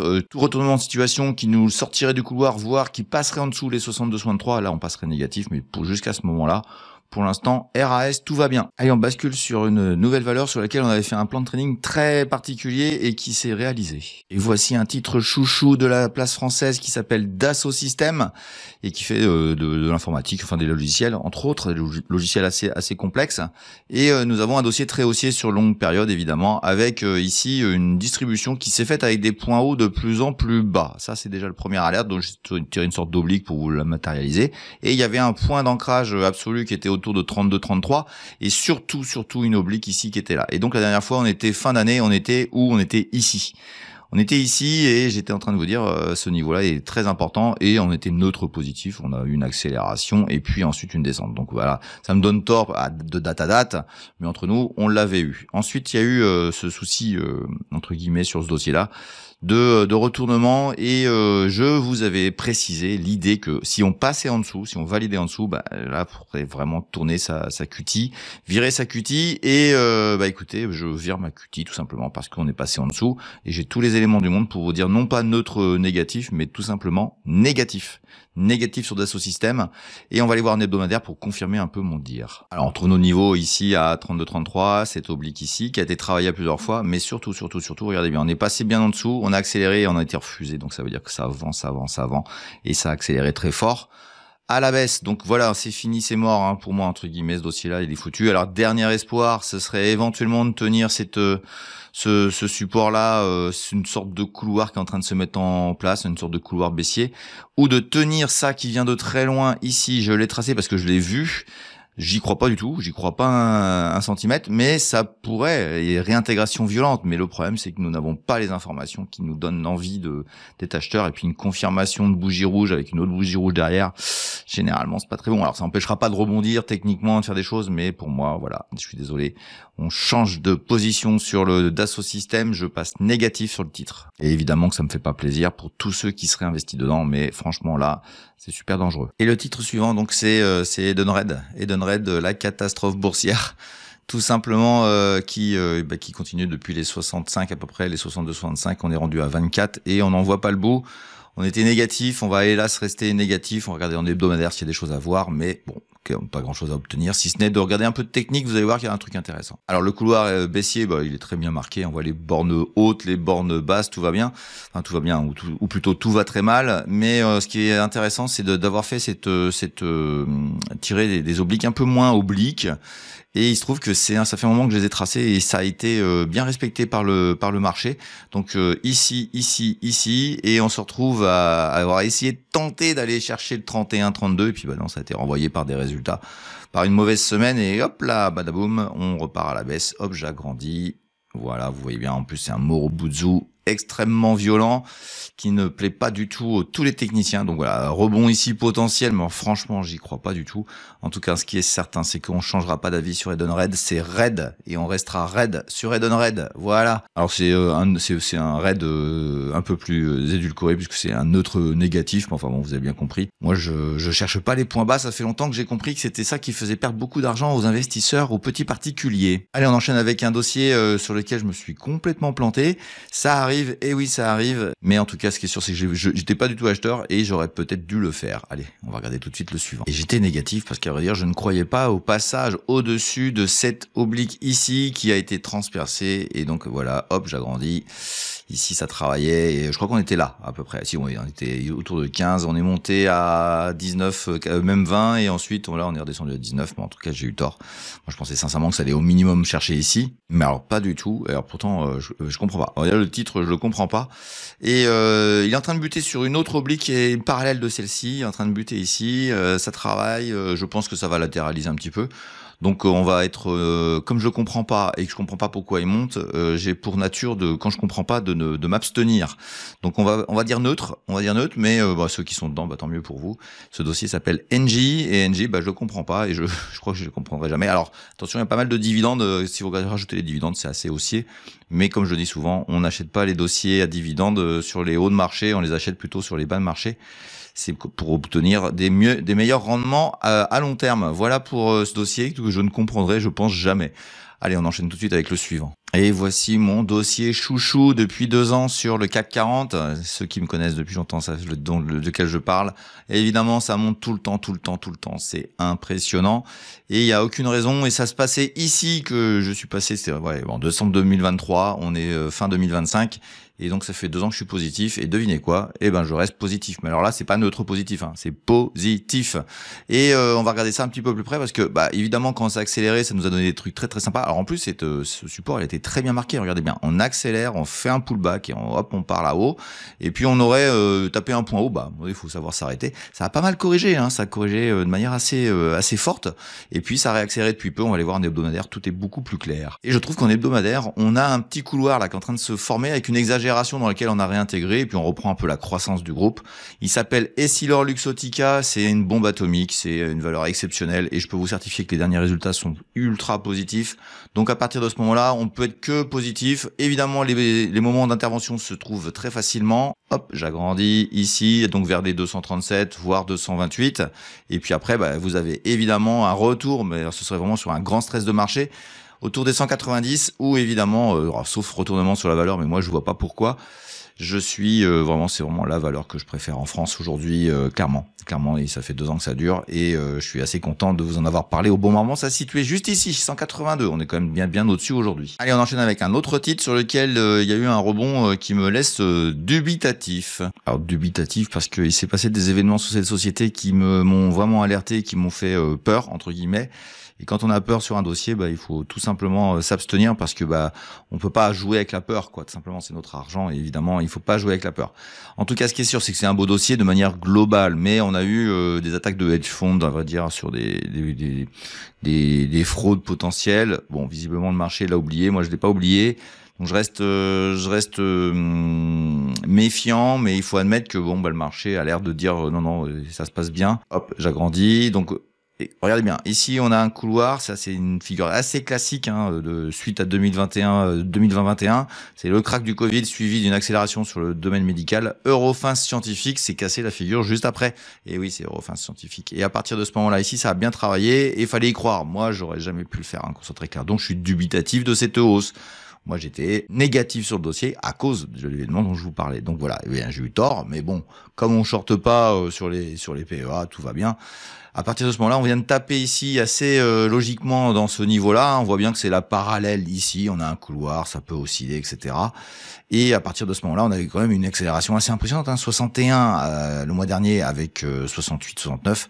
Ça me fait être là aussi dubitatif, mais dans l'autre sens. Et à vrai dire, je vais devoir réviser ma copie.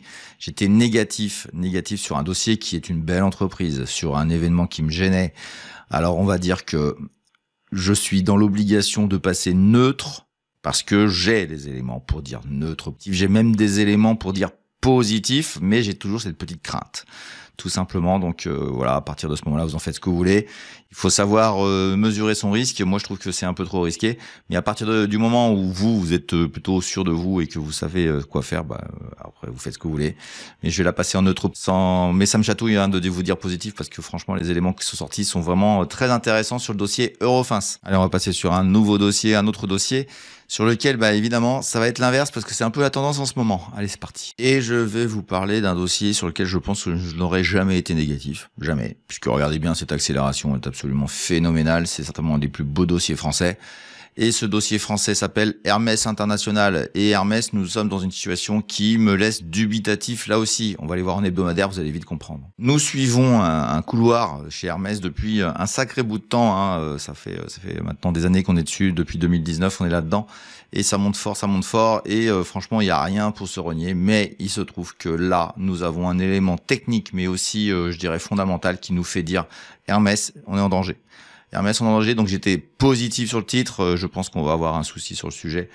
Et de là à dire que je passe négatif, non, mais on va passer en neutre négatif, c'est-à-dire je suis plus du tout acheteur et je ne vais pas tergiverser sur ce qui va se passer dans la suite. Je sais pas où ça va s'arrêter, même si j'ai une petite idée avec un peu de technique où ça pourrait être intelligent de le faire. Je trouve que le niveau en question, c'est celui-ci, c'est 1660, 1670.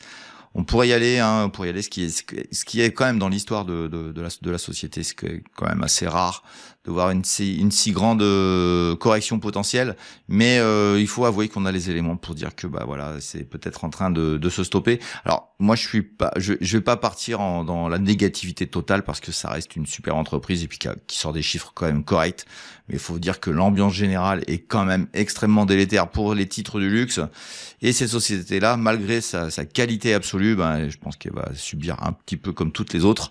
Je vous rappelle qu'il y a pas mal de valeurs sur le luxe qui ont bien pris une claque ces derniers temps, et je pense que le move est plutôt d'aller voir un peu plus bas. Et je parle évidemment du dossier Kering, le dossier qui a monté très longtemps jusqu'à 2021 et qui ensuite n'a jamais pu s'en remettre de certains choix un peu nébuleux, on va dire, pour être très simple. Et nous sommes là aussi en catastrophe boursière. On a été touché quand même le 150 ici. Je trouvais que le niveau 142 était le niveau technique absolu. Bon bah écoutez, il y a des gens qui se sont mis à racheter, et il y a un petit rebond qui me fait dire que c'est peut-être pas le même rebond que les autres. On va aller voir en hebdomadaire et je vais m'expliquer là-dessus. Donc la première notion qui me vient à l'esprit, c'est que le rebond que nous voyons, il a une sorte d'accélération qui passe et qui casse cette oblique qui était vraiment ancestrale, puisque ça fait un sacré bout de temps qu'on l'a, ça fait plus de 2 ans qu'on l'a ici, et il y a un petit rebond avec une petite baissouillette, mais qui est pas très importante. Qu'est-ce qui se passe? On a un changement de direction, on a un nouveau patron dans la boîte, et le marché y croit. Entre nous, moi je vous le dis tout de suite, je suis pas convaincu du tout. Donc c'est pas pour ça qu'on va passer de négatif à super positif. On était négatif absolu, et je dirais que ce qui est intéressant, c'est que bon voilà, on peut commencer à dire que le dossier Kering va commencer à tergiverser un peu plus. Bon, je reste neutre. Allez, je donne avec une tendance encore un peu négative, mais c'est possible que ça rebondisse. En tout cas, pour moi, c'est encore un peu trop tôt pour pouvoir juger du retournement du dossier. Voilà pour Kering, et on verra bien ce que ça donne dans le futur. Et on bascule sur un dossier sur lequel j'ai été positif ici. Alors, c'était pas gagné, parce qu'on était vraiment au fond du trou, puis ça a bien rebondi. J'étais neutre positif, et je vais vous dire une chose, c'est que je le suis toujours. Ce dossier est absolument magnifique. Et les bornes étaient bien respectées, elles sont bien respectées, c'était assez évident, voilà, donc tout va très bien sur ce titre-là. Et on va aller voir en hebdomadaire, c'est beaucoup plus clair, et je peux vous dire que j'ai même presque envie de vous dire que je passe positif. Et voici notre petit graphique, avec un couloir qui a l'air de vouloir se mettre en place ici. Avec ça, gigote pas mal sur la semaine qu'on vient de vivre, mais en tout cas, ce qui est certain, c'est qu'on est en train de pour rebondir avec pour moi, des informations qui sont très intéressantes et qui me font dire d'être positif. On est sur le dossier L'Oréal. L'Oréal, c'est parce qu'on le vaut bien, et là, je peux vous dire qu'elle le vaut bien. Elle le vaut bien, L'Oréal, parce que elle tergiverse ça depuis beaucoup trop longtemps, et je l'ai déjà dit, je trouve qu'elle est pas chère, je trouve qu'elle mériterait d'aller plus loin, je trouve qu'elle a fait des bons choix, et je pense que le marché va commencer à se rendre compte que le dossier est peut-être à reverse du secteur du luxe. Alors c'est pas que du luxe, mais c'est quand même pas mal de luxe, et à mon avis L'Oréal, ça devrait être positif. Donc allez, tiens, on s'engage sur ce dossier-là. Je passe de neutre positif à positif, voilà. Comme ça, ce sera clair, et puis on verra bien ce que ça donne. Mais ouais, j'y crois à L'Oréal. J'y crois depuis début d'année, mais je pense que ça peut aller encore plus loin. Et en ces temps qui courent, d'être positif sur un dossier, il faut être courageux. Allez, on enchaîne tout de suite avec un autre dossier. Et voici un dossier qui semble être en pleine forme, puisqu'il a cassé toutes ses obliques, etc. Il est en train de monter très fort. Alors, il est peut-être en train de taper sur une oblique que je viens de deviner. Et hop, voilà. Ah, c'est beau la technique, c'est magnifique la technique. Regardez ça, comment ça bute ici. Donc, il y aura un peu d'opposition, c'est un peu normal, etc. Mais ce qui est super intéressant, c'est que on a eu une accélération assez puissante depuis qu'on s'est vu. Depuis la dernière vidéo, c'était ici autour de 94, on a 128, donc une superbe réussite sur cette valeur où j'étais neutre positif. Donc voilà, une belle réussite dans les choix que j'avais fait un petit peu sur le début d'année 2025, et à vrai dire, en basculant sur l'hebdomadaire, je vais vous dire mon avis, et vous allez voir que ça n'est pas piqué des verres. Alors on voit ici un petit peu les optiques qu'on avait, je dirais techniques. On a cassé un couloir haussier là qui durait depuis 2022, et ici on l'a cassé vers le haut, et donc on bute là avec un retour technique vers 121, donc 128, 121, c'est pas énorme, mais ça c'est un point d'entrée. Pour moi, c'est un point d'entrée pour aller rattaquer ici et passer au-dessus, parce que tout simplement, je pense que ça tiendra pas longtemps. C'est mon avis. En tout cas, ce qui est certain, c'est que je passe positif, mais alors positif sur ce dossier-là, et vraiment de manière très importante, parce qu'on a des choix stratégiques sur le dossier Legrand qui sont absolument gigantesques. Legrand a fait les bons virages technologiques, il vend, enfin bref, voilà, ils ont réussi. Ils travaillent bien, ils bossent bien, et ils sont en train de peut-être même dépasser leur concurrent direct qui s'appelle un certain Schneider. Alors, les Français sont très forts en électricité, entre Schneider et Legrand, mais je me demande si Legrand est pas en train de rattraper un petit peu son retard qu'il avait en ayant fait certains choix technologiques. Voilà pour le grand. On a un superbe dossier, voilà, c'est magnifique. Et je ne peux être que positif sur ce dossier-là, même si ça retourne un petit peu sur 120. On verra bien, mais à mon avis, tout ça, c'est du court terme. On se retrouvera certainement un peu plus haut la prochaine fois. En tout cas, je l'espère pour ce dossier-là. Mais franchement, celui-ci, je suis très positif. Allez, on enchaîne avec un autre dossier sur lequel je n'ai pas tout à fait le même avis. Et ce dossier, eh bien, c'était la plus grande capitalisation boursière d'Europe. Ça a été la plus grosse action en Europe. Et c'était quand elle était tout en haut. Et maintenant, c'est plus du tout la même chose. Évidemment, on va parler du dossier LVMH et on va essayer de voir techniquement s'il y a des choses qui peuvent nous donner un sentiment différent. On a peut-être un couloir ancien qui est en train de se mettre en place et qui serait en train de taper dans une borne basse et qui gigoterait à l'intérieur. Donc ça, c'est la partie verte qu'on voit haussière. Et puis on a peut-être une logique de rester dans un couloir baissier ici, plus ou moins court terme et qui est bien marqué. Et on va aller voir en hebdomadaire, parce que ce sera beaucoup plus clair, mais sur ce dossier qui est tant aimé de tant de gens et qui sont tous en train de perdre de l'argent, j'ai envie de vous dire que c'est pas gagné de rebondir. Allez, on va regarder ça tout de suite en hebdomadaire. Et donc je vous ai tracé d'autres potentialités d'obliques qui tiendraient le cours si ça voulait rebondir, mais bon, entre nous, le dossier est encore ici un avalement baissier absolument catastrophique techniquement. Hop, j'agrandis, regardez bien ce que c'est qu'un avalement baissier. J'ouvre au-dessus de la fermeture précédente et je ferme en dessous l'ouverture précédente. Ça, c'est un avalement, donc ça veut dire aller plus bas. Alors aller plus bas, beaucoup plus bas, peut-être pas. Peut-être s'arrêter ici, peut-être s'arrêter là. Mais bon, entre nous, sur ce dossier-là, on n'en voit pas le bout. Ça fait 2 ans que ça dure. Tout le monde y croit. Tout le monde était ultra positif et je ne vois pas de fin. Je ne vois pas de fin fondamentalement, mais je peux pas dire non plus que ça va s'effondrer. Donc à partir de ce moment-là, j'étais en neutralité sur le dossier. Je trouve qu'à ces niveaux de prix-là, il est intelligent de commencer à être neutre. Neutre veut dire que je suis pas acheteur, tout simplement. Et on va s'arrêter là sur ce titre-là, parce qu'à partir de ce moment-là, moi, j'ai plus grand-chose à dire. Je vois beaucoup trop de gens nous expliquer tous les points bas possibles et imaginables. Ils les voient à tous les niveaux de prix. Et entre nous, ça fait longtemps que j'ai appris qu'il fallait surtout pas chasser les points bas. Allez, on bascule sur un titre sur lequel j'étais pas très positif non plus. Et ma foi, ça a l'air de vouloir corroborer ce que je pensais. Et regardez-moi ce superbe graphique haussier sur très longue période. Eh bien, c'est le dossier Michelin. Michelin, une superbe entreprise. J'ai vu un reportage il n'y a pas très longtemps sur France 2. Vous pouvez le trouver en podcast, à mon avis, sur la famille Michelin, sur la création de Michelin. Franchement, c'est exceptionnel.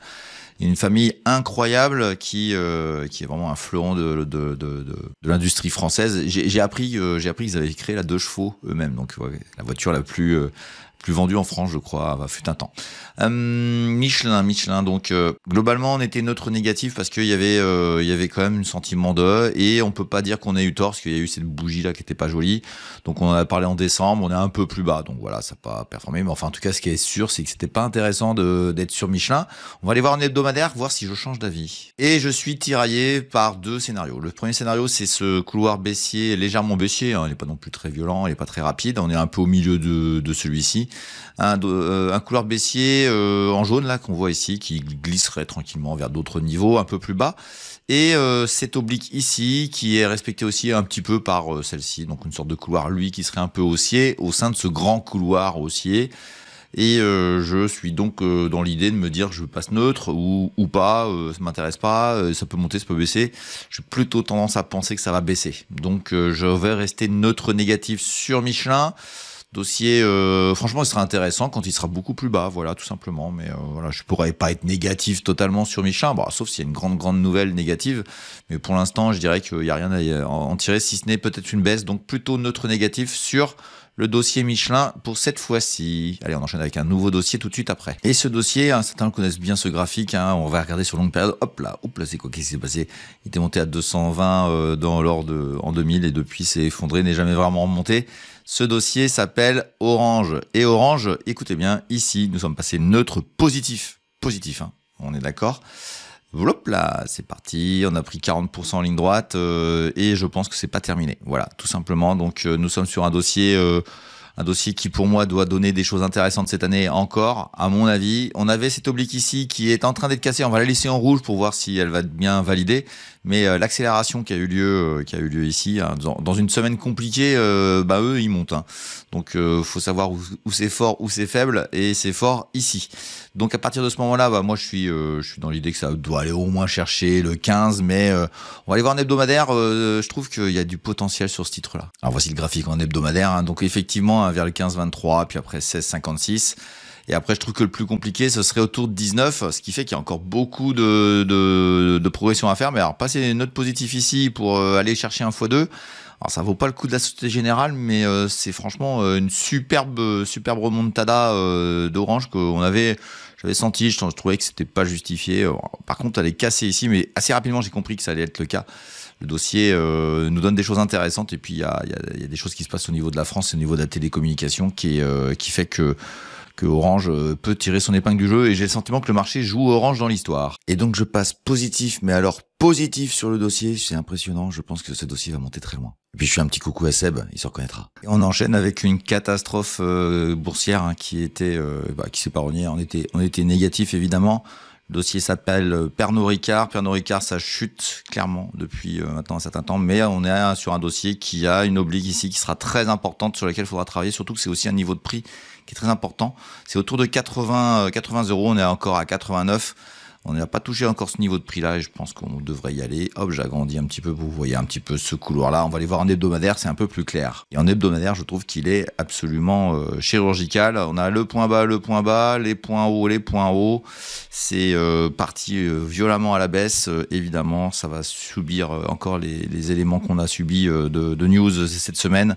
Ça devrait aller plus bas. Par contre, je trouve que quand même, ça commence à bien faire, ça commence à être beaucoup. Donc dire aujourd'hui de passer de négatif absolu à neutre négatif me semble raisonnable. Voilà, le gros effet, ça peut aller plus bas, ça devrait aller un peu plus bas. C'est pas sûr que ça aille beaucoup plus bas. Bon, on verra bien, mais en tout cas, ce qui est sûr, c'est que il faut regarder Pernod Ricard, faut la regarder, il faut l'observer, parce que globalement, la boîte, elle va bien. Enfin, elle va bien. Non, elle va pas bien, mais je veux dire, c'est pas catastrophique ce qui se passe pour elle. Elle est très costaud, c'est une entreprise extrêmement intéressante, mais pour l'instant, on va pas s'intéresser au dossier, mais on remonte un peu la notation de négatif à neutre négatif. Allez, on enchaîne avec un dossier qui était très haussier, et on va voir s'il a continué.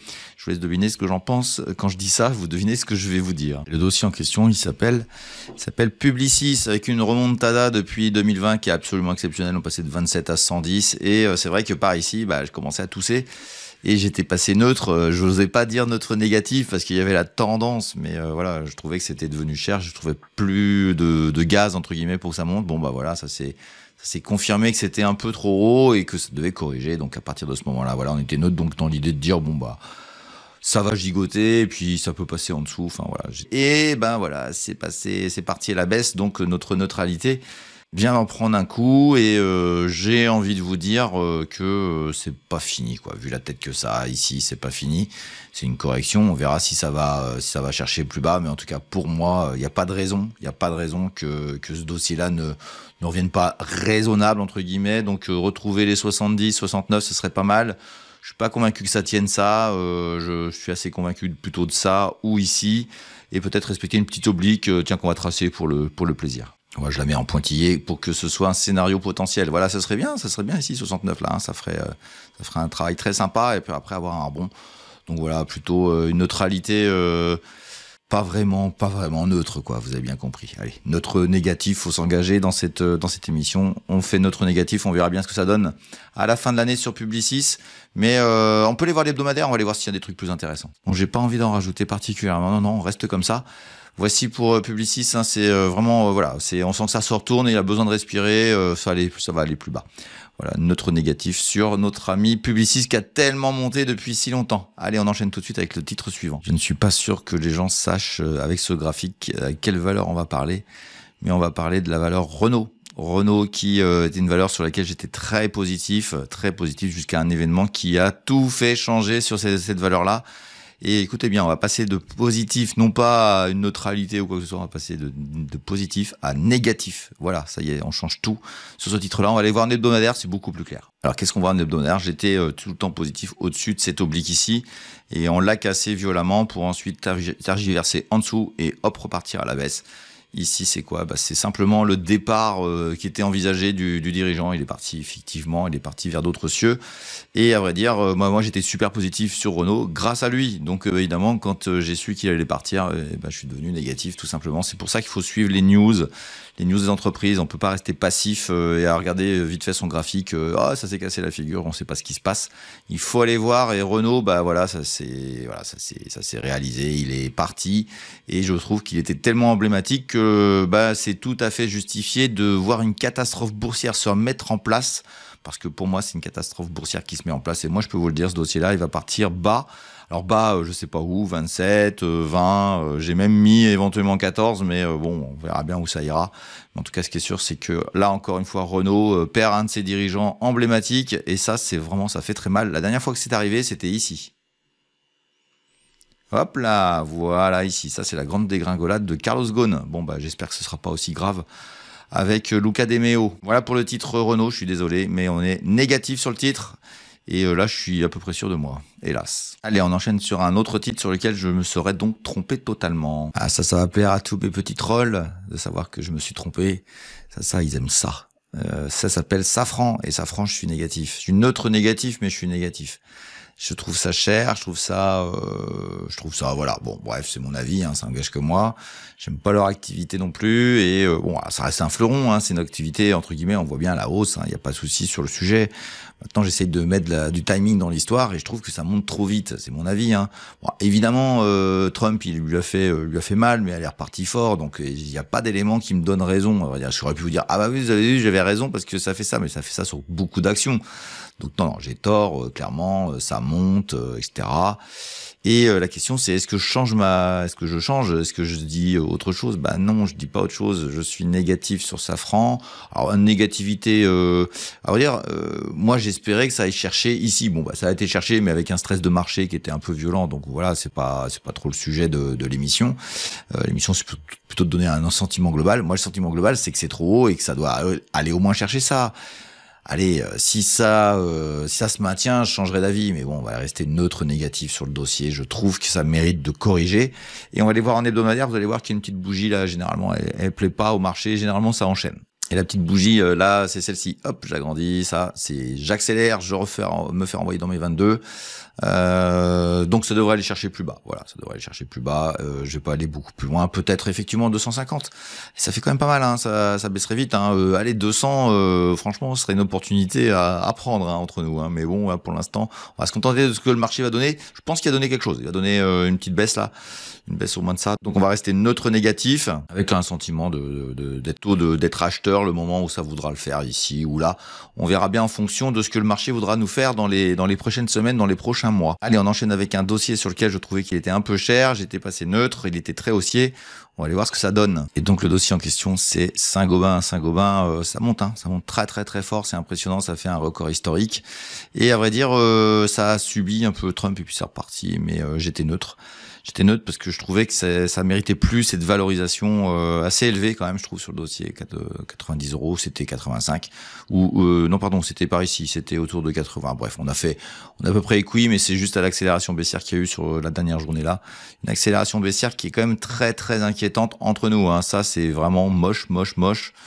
On peut pas dire autre chose. On va aller voir un hebdomadaire. Vous allez voir que c'est encore plus moche. Alors si ça, vous êtes content de voir ça, c'est simplement parce que vous voulez l'acheter plus bas. Hein, on est d'accord. C'est pas une mauvaise entreprise. Saint-Gobain, c'est la plus vieille entreprise française. Je crois qu'elle a 300 ans et des brouettes. Et vous mettrez en commentaire si vous voulez sur l'âge exact qu'elle a cette entreprise. Mais en tout cas, ce qui est sûr, c'est que pour moi, le premier objectif, il est ici. Hop. On est en hebdomadaire sur ce couloir haussier, ça serait bien sympathique. Puis après, on verra s'il y a de la réaction de marché ici. C'est ça qui est intéressant, c'est que sur ce dossier-là, bah voilà, moi j'étais en retrait, je reste en retrait. On verra ce qui se passe ici, parce que là, par contre, techniquement, c'est là que ça va se passer. C'est vraiment le niveau stratégique entre c'est une correction et je me retourne. Donc, on verra bien ce qui se passera au niveau de 73. Voilà pour ce dossier ici. Mais bon, voilà, on va passer. On était neutre. Je vais passer neutre négatif sur ce titre-là. Je vous cache pas que je m'attendais quand même à ça un peu plus tôt. Mais enfin, c'est comme ça. C'est la bourse. Hein. Parfois, ça monte plus vite qu'on penserait. Mais là, je pense que j'ai bien le signal de retournement. Allez, on va enchaîner sur un dossier que j'aime pas du tout. Et pourtant, j'étais positif. Ça m'apprendra à apprécier ce dossier-là. Allez, on enchaîne tout de suite avec Sanofi. Et voici son graphe en longue période. Hein. C'est haussier légèrement. Hein. C'est quand même pas extraordinaire. Ça monte, ça baisse, ça monte. Et là, je trouve que ça baisse bien. Et j'avais fait l'erreur de dire positif, neutre positif. Bon, c'était plutôt neutre négatif. Hein. Ça aurait été mieux. Mais enfin bon, en tout cas... Bon, pas emballé, ça a tapé dans la borne, donc ça avait accéléré quand même. Hein. Ça avait accéléré un petit peu, puis après, voilà, ça se fait corriger assez violemment. Il s'est en train de casser pas mal de choses. Les derniers supports sont ici. On va voir ce que j'en pense pour la suite. Eh bien, je trouve que techniquement, on a toute la réponse. On avait 2-3 petits scénarios ici qui devaient résister sur quand même une période assez longue. Ça a été cassé, ça a été bien marqué. Hop, j'agrandis, regardez, hop, on va dessus, on fait un pullback et on se fait renvoyer. Et puis le petit support qu'il y avait ici, qui était le dernier rempart pour aller en dessous, bah écoutez, il a été cassé assez violemment. Moi, j'ai envie de vous dire, hein, j'agrandis, hop, voilà, pour moi, ça c'est vers le bas. Donc on va passer neutre négatif sur ce titre-là. De telle manière à ce que, voilà, en gros, je suis pas acheteur et je vois pas pourquoi je serais acheteur. Et même ici, je suis, alors, rebond technique certainement, mais je pense qu'il faut faire très attention à ce titre-là dans les prochaines semaines. Je l'aime pas techniquement, mais alors là, je l'aime pas non plus. Là, du coup, fondamentalement aussi, je trouve que ça commence à pas être extraordinaire. De là, s'effondrer, peut-être pas, mais en tout cas, très méfiant. Allez, on passe au titre suivant. Et ce dossier-là, c'est une des plus belles entreprises françaises actuellement, hein. C'est Schneider. Schneider qui est très haussier, où il y a eu des signaux de retournement à un moment donné, qui commencent à dire tout va peut-être pas aussi bien que ça. Et nous étions positifs. À partir de ce moment-là, quand je vois comment la formation graphique, là, je commence à creuser le dossier, je commence à regarder, et je vais être obligé de changer d'avis sur ce titre-là. Alors, allez, on va aller voir l'hebdomadaire si c'est un peu plus clair. Alors, techniquement, on est un peu au milieu de rien, mais il y a une bougie vraiment pas jolie, mais il y en a beaucoup cette semaine suite à ce qui s'est passé. Mais en tout cas, en ce qui me concerne moi, ce qui a été raconté, ce qui a été dit par cette entreprise ces derniers temps, ça commence à me déplaire. Il y a un peu d'incertitude. Alors, est-ce qu'ils le font exprès pour envoyer le titre un peu plus bas et en racheter? J'en sais strictement rien, mais ce qui est sûr, c'est qu'à 213, moi, je passe négatif. On va dire neutre négatif, pas spécialement négatif sur l'entreprise en elle-même, parce que je pense que ça va rebondir dans ces niveaux de prix-là. Mais pour l'instant, j'ai envie de dire, il faut peut-être commencer à réfléchir clairement sur l'avenir qu'on va avoir avec Schneider. C'est pas gagné que ça continue à monter. En tout cas, pour l'instant, je suis dans une idée que ce sera plutôt négatif. Donc, neutre négatif sur Schneider. Allez, on enchaîne tout de suite avec la valeur qui suit. Et la valeur qui suit, j'imagine que certains d'entre vous vont la reconnaître au premier regard parce que ça a été quand même assez surprenant que je sois ultra positif sur ce titre. Mais quand j'ai dit ultra, vous reprenez la vidéo qu'on a fait donc il y a quelques mois sur le CAC 40 et vous irez écouter ce que je disais. C'était c'était absolu. J'étais ultra positif. C'était pour moi le dossier qui pouvait exploser dans l'année. Et il se trouve que c'est la meilleure performance du CAC 40 cette année. Ceux qui connaissent la chaîne le savent très bien. C'est Société Générale. Et pourtant, Dieu sait que je suis pas très bancaire. Mais voilà, on a vu clair. Et ça, c'est très cool. On va aller voir l'hebdomadaire maintenant parce que on est arrivé sur des résistances qui ont cassé, mais c'est peut-être la suivante ici qui marcherait, donc voilà, mais en tout cas, vous avez vu le mouvement, hop, j'agrandis, c'est exceptionnel, moi j'ai rarement vu ça sur le CAC 40, hein. Qu'on soit très clair, j'ai rarement vu ça, en ligne droite aussi violemment, c'est phénoménal, on passe de 25 à 56, hein, donc je vous laisse voir, plus que 100%, ça c'est assez rarement vu, c'est presque une biotech. Allez, on enchaîne sur le graphique hebdomadaire et je vais vous dire ce que je pense pour la suite. Et à vrai dire, si vous regardez bien ce que je viens de vous mettre, je suis pas du tout, pas vraiment négatif. Alors on verra bien si j'ai raison ou si j'ai tort, j'en sais strictement rien. Ce qui est certain, c'est qu'on a des couloirs qui se mettent en place, hop, j'agrandis, et j'ai fait un truc que je fais régulièrement, c'est dupliquer le couloir plus haut pour voir s'il y a des bornes intéressantes. Il y en a une ici, ce serait peut-être bien de voir si ça réagit à un moment à 60 € ici, hop, j'écrase un petit peu, on va se promener là et on verra bien. J'ai mis la petite résistance dont je vous disais ici, mais j'en suis pas du tout convaincu. C'est peut-être juste ponctuel le temps de respirer puis d'aller rechercher un petit niveau ici. Donc pour moi, hein, cherchez pas. J'ai du mal à penser autre chose que positif sur le dossier Société Générale, toujours et encore. Bon, en tout cas, ceux qui... alors j'ai reçu des messages, des quantités de messages pour me remercier. J'essaie de faire du mieux que j'en peux entre nous, puis il y a aussi des erreurs, mais ce qui est sûr, c'est que si vous êtes dedans et que moi j'ai le sentiment que ça peut aller plus haut. Alors je ne donne aucun conseil, moi vous faites ce que vous voulez. Il y a une chose qui est certaine, c'est que quand on a une réussite pareille, écoutez, il faut en profiter et se dire que tant que ça monte, voilà, si vous allez là, vous êtes à plus que 100%, j'ai envie de vous dire, vous allez peut-être faire 200%, mais si vous faites que 80%, c'est bien. Donc vous voyez, si je fais le geste, si ça retombe, c'est pas très grave. pas très grave, vous avez gagné énormément. Donc vous avez plus qu'à être content et puis à attendre des signaux vraiment réellement importants, enfin qui soient cohérents, et vous aurez le plaisir, à mon goût en tout cas, vous aurez le plaisir d'encaisser une belle plus-value sur ce titre-là. On reste positif sur Société Générale et là c'est une grosse fierté quand même. On va enchaîner avec un titre sur lequel aussi on avait été assez clair et très très clair, et à vrai dire c'était, enfin, à mon avis c'était assez simple de le voir. On va aller voir tout de suite un dossier qui s'est cassé la figure lui aussi de manière assez violente. Allez, c'est parti. Je vous présente le dossier Stellantis. Carlos Tavares s'est fait renvoyer dans C22 après une assemblée générale catastrophique ici. On était à 27, on est rendu à 7. On est négatif depuis les 12 ou je sais même plus, enfin le temps qu'on voit ça. Moi personnellement, voilà, la messe est dite sur le dossier là, il va à la cave. Quelle cave, j'en sais rien. 7, 6, 5, j'en sais rien. On verra bien de toute façon. J'ai rien à vous dire d'autre que négatif sur ce titre là. Neutre négatif parce que ça se calme, on va voir ça en hebdomadaire. Voilà, donc on a un couloir ici qui commence à se calmer par rapport à la violence qu'il y avait ici. On commence à se calmer et je dirais que le niveau qui est ici, qui à mon avis va casser, c'est très clair, le niveau de 7,50 est important. Hop, j'agrandis. Voilà, vous voyez ici, mais bon, après on pourrait descendre, aller retoucher la borne, mais il faut que ça s'arrête aussi, que ça fasse un rebond, que ça se calme, donc je suis plutôt dans la neutralité négative, alors surtout pas acheteur du tout, surtout que c'est encore un avalement baissier ici, donc à partir de ce moment-là, ça devrait aller plus bas, ou j'en sais strictement rien, donc non, sur Stellantis, il n'y a rien, il n'y a toujours pas de dirigeant, il y a toujours personne à la barre du groupe, donc surtout, on observe, on regarde, et puis on trouvera bien à un moment donné où ça ira beaucoup mieux, mais une catastrophe industrielle comme ça, ça arrive, voilà, c'est pour ça qu'il faut rester éveillé par rapport au marché. Allez, on enchaîne avec une autre société qui est en perdition. J'ai dit qu'il y aurait peut-être un drame industriel sur ce titre-là, et ça a l'air de vouloir se confirmer. On enchaîne tout de suite avec un autre titre. Et j'ai le regret de vous annoncer que ça faisait un moment qu'on le voyait venir. On le voyait venir ici, sur les coups de 36. On est maintenant à 21. On est passé par la case 15 et ça sent pas très bon. On va aller voir en hebdomadaire, c'est un peu plus clair. Mais ST Microelectronics, c'est catastrophique. Donc on va rester évidemment dans l'idée que ça va pas le faire. On a eu une résistance ici qui a été parfaitement écrite et qui renvoie tout le monde à ses études. Les chiffres sont mauvais. À partir de ce moment-là, je pense qu'on va aller déjà visiter de nouveau les 16-17. Et si ça reste traîné par là, ça ira plus bas. Et on verra bien où ça nous emmènera. Mais bon, pour l'instant, il n'y a pas de perspective sur ce dossier-là. Et je peux vous certifier que c'est... ça fait un moment que...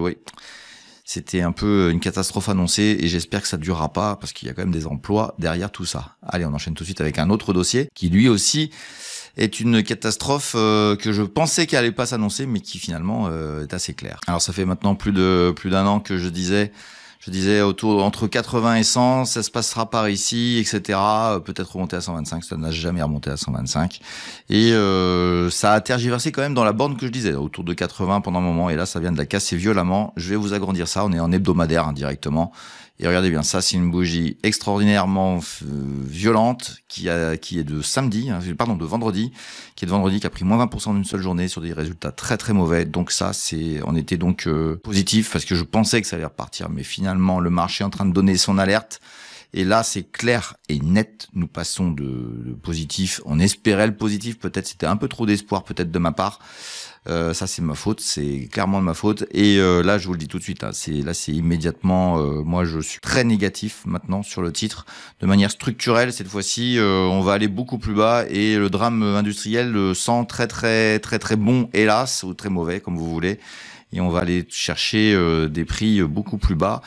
Et quand je vois les chiffres que j'aperçois ici, ça me fait peur. Voilà, donc négatif sur Téléperformance. Et puis maintenant, on va enchaîner sur un titre sur lequel on me commande beaucoup ce que je raconte. Écoutez, c'est très bien, mais j'ai des convictions et je vais les garder. Mais on va aller quand même voir le dossier Thales.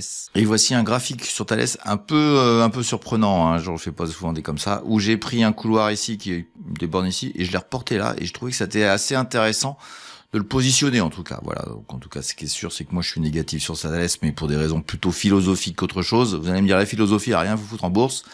Oui, si vous voulez, mais moi ça m'empêche pas d'en avoir un tout petit peu, et il est hors de question que je sois positif sur des valeurs de l'armement. Je ne les aime pas, je les aimerais pas, et je n'en vanterai pas leur mérite, tout simplement. Donc j'ai tort, et je suis très content d'avoir tort.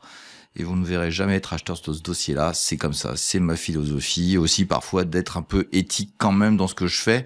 Je ne veux pas d'armement, je ne veux pas de gens qui, voilà. Alors, ça m'arrive d'avoir des trucs qui font un peu d'armement parce que, voilà, il y a des activités imbriquées. Mais là, Thales s'affiche clairement comme faisant de l'armement, donc à partir de ce moment-là, moi, j'en veux pas. Sinon, globalement, je peux vous le dire, hein, c'est positif, hein, bien sûr positif. Mais moi, dans mon tableau, je vais leur tirer de mon tableau comme ça, vous l'aurez plus à disposition. Ce sera la meilleure chose à faire. Et puis on a quand même, pour information, on a quand même un gap ici qui a été ouvert en mensuel. Donc à partir de ce moment-là, ça me paraît dangereux. Ça me paraît dangereux sur ce titre-là d'être acheteur là. Mais bon, ça se trouve vous aurez raison parce que de toute façon c'est la hype, tout va bien, il y a des super commandes, etc. Voilà, donc je garderai ma note négative et puis un jour je vous dirai, vous avez vu, hein, négatif. Bon, on verra bien. En tout cas, ce qui est certain, c'est que moi, j'irai pas là-dedans. Et je vous demande de réfléchir parfois à l'éthique que vous avez dans vos choix boursiers. Et parfois, c'est quand même intéressant d'y mettre un petit peu d'humanité. Allez, on enchaîne avec un dossier sur lequel j'ai eu le courage d'être négatif. Et il se trouve que celui-là, j'ai eu raison. Et ce dossier-là, c'est lequel? C'est Total Energy. Eh oui, négatif, ce qui m'a valu pas mal de messages bien désagréables. Mais voilà, on était ici hein, au début, fin 2024. Hein, on était ici, on est un peu plus bas. Donc voilà, on sent que la tendance est en train de se retourner sur Total. Bon, évidemment, il y a le prix du pétrole qui fait ça. Et la question, c'est est-ce que je continue à l'être? On va aller voir en hebdomadaire. Hein. Il y a des bornes qu'on voit ici qui sont assez intéressantes. Mais voilà, je m'attends pas à un effondrement, mais baisser au rythme peut-être de ce couloir un peu que j'ai tracé, qui a l'air d'être respecté.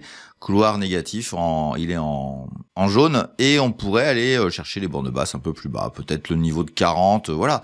Donc c'est une grosse mémère, hein, ça reste une grosse valeur, mais elle peut pas emmener le CAC 40 vers le haut, hein, donc il y a quand même pas mal de valeurs qui emmènent le CAC 40 vers le bas. Et je trouve que Total Energy va continuer. Donc j'étais négatif sur ce titre-là, et écoutez bien, je continue à être négatif sur Total Energy sur la suite de cette année 2025. Allez, on bascule vers un autre titre. Et ce titre qui a subi une grande catastrophe s'appelle Unibail-Rodamco. Et depuis, je trouve qu'il est en train de construire intelligemment et franchement, je trouve que le dossier est intéressant et j'étais positif dessus et ça m'a donné raison de manière faible, mais bon, c'est pas très grave. Je trouve que la construction ici, elle me donne envie de voir qu'une seule chose, c'est une accélération vers le haut. On verra bien ce qui va se passer, mais moi je trouve qu'il y a encore du potentiel vraiment très important sur le titre. On va aller voir vite fait en hebdomadaire. Vous allez voir que la situation est assez claire, on va dire. Et la situation sur Unibail-Rodamco, c'est que ça tape dans cette petite oblique ici, qui est parallèle à celle-ci. Et il y a aussi un niveau de prix qui a été touché il y a un certain temps, il y a en 21, qui est autour de 85 €, et on tape dessus tout à fait normalement. C'est technique. Moi, j'ai du mal sur Unibail, j'ai du mal à être négatif. Donc, à partir de ce moment-là, pourtant, hein, Dieu sait que c'est une activité pas extraordinaire, hein, mais en tout cas, moi, je pense qu'il faut rester positif sur le dossier.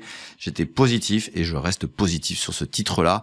Voilà, et puis une accélération ici dans un premier temps pour ensuite construire et peut-être partir vers des niveaux de prix qu'elle a déjà connus. Allez, on enchaîne sur une autre valeur sur laquelle je suis positif. On va voir s'il change d'avis. Et voici le titre Veolia. Donc Veolia, on est dans un couloir haussier depuis un certain temps. Alors, il y a eu une catastrophe. Hein, je ne vais pas revenir sur les histoires de Veolia.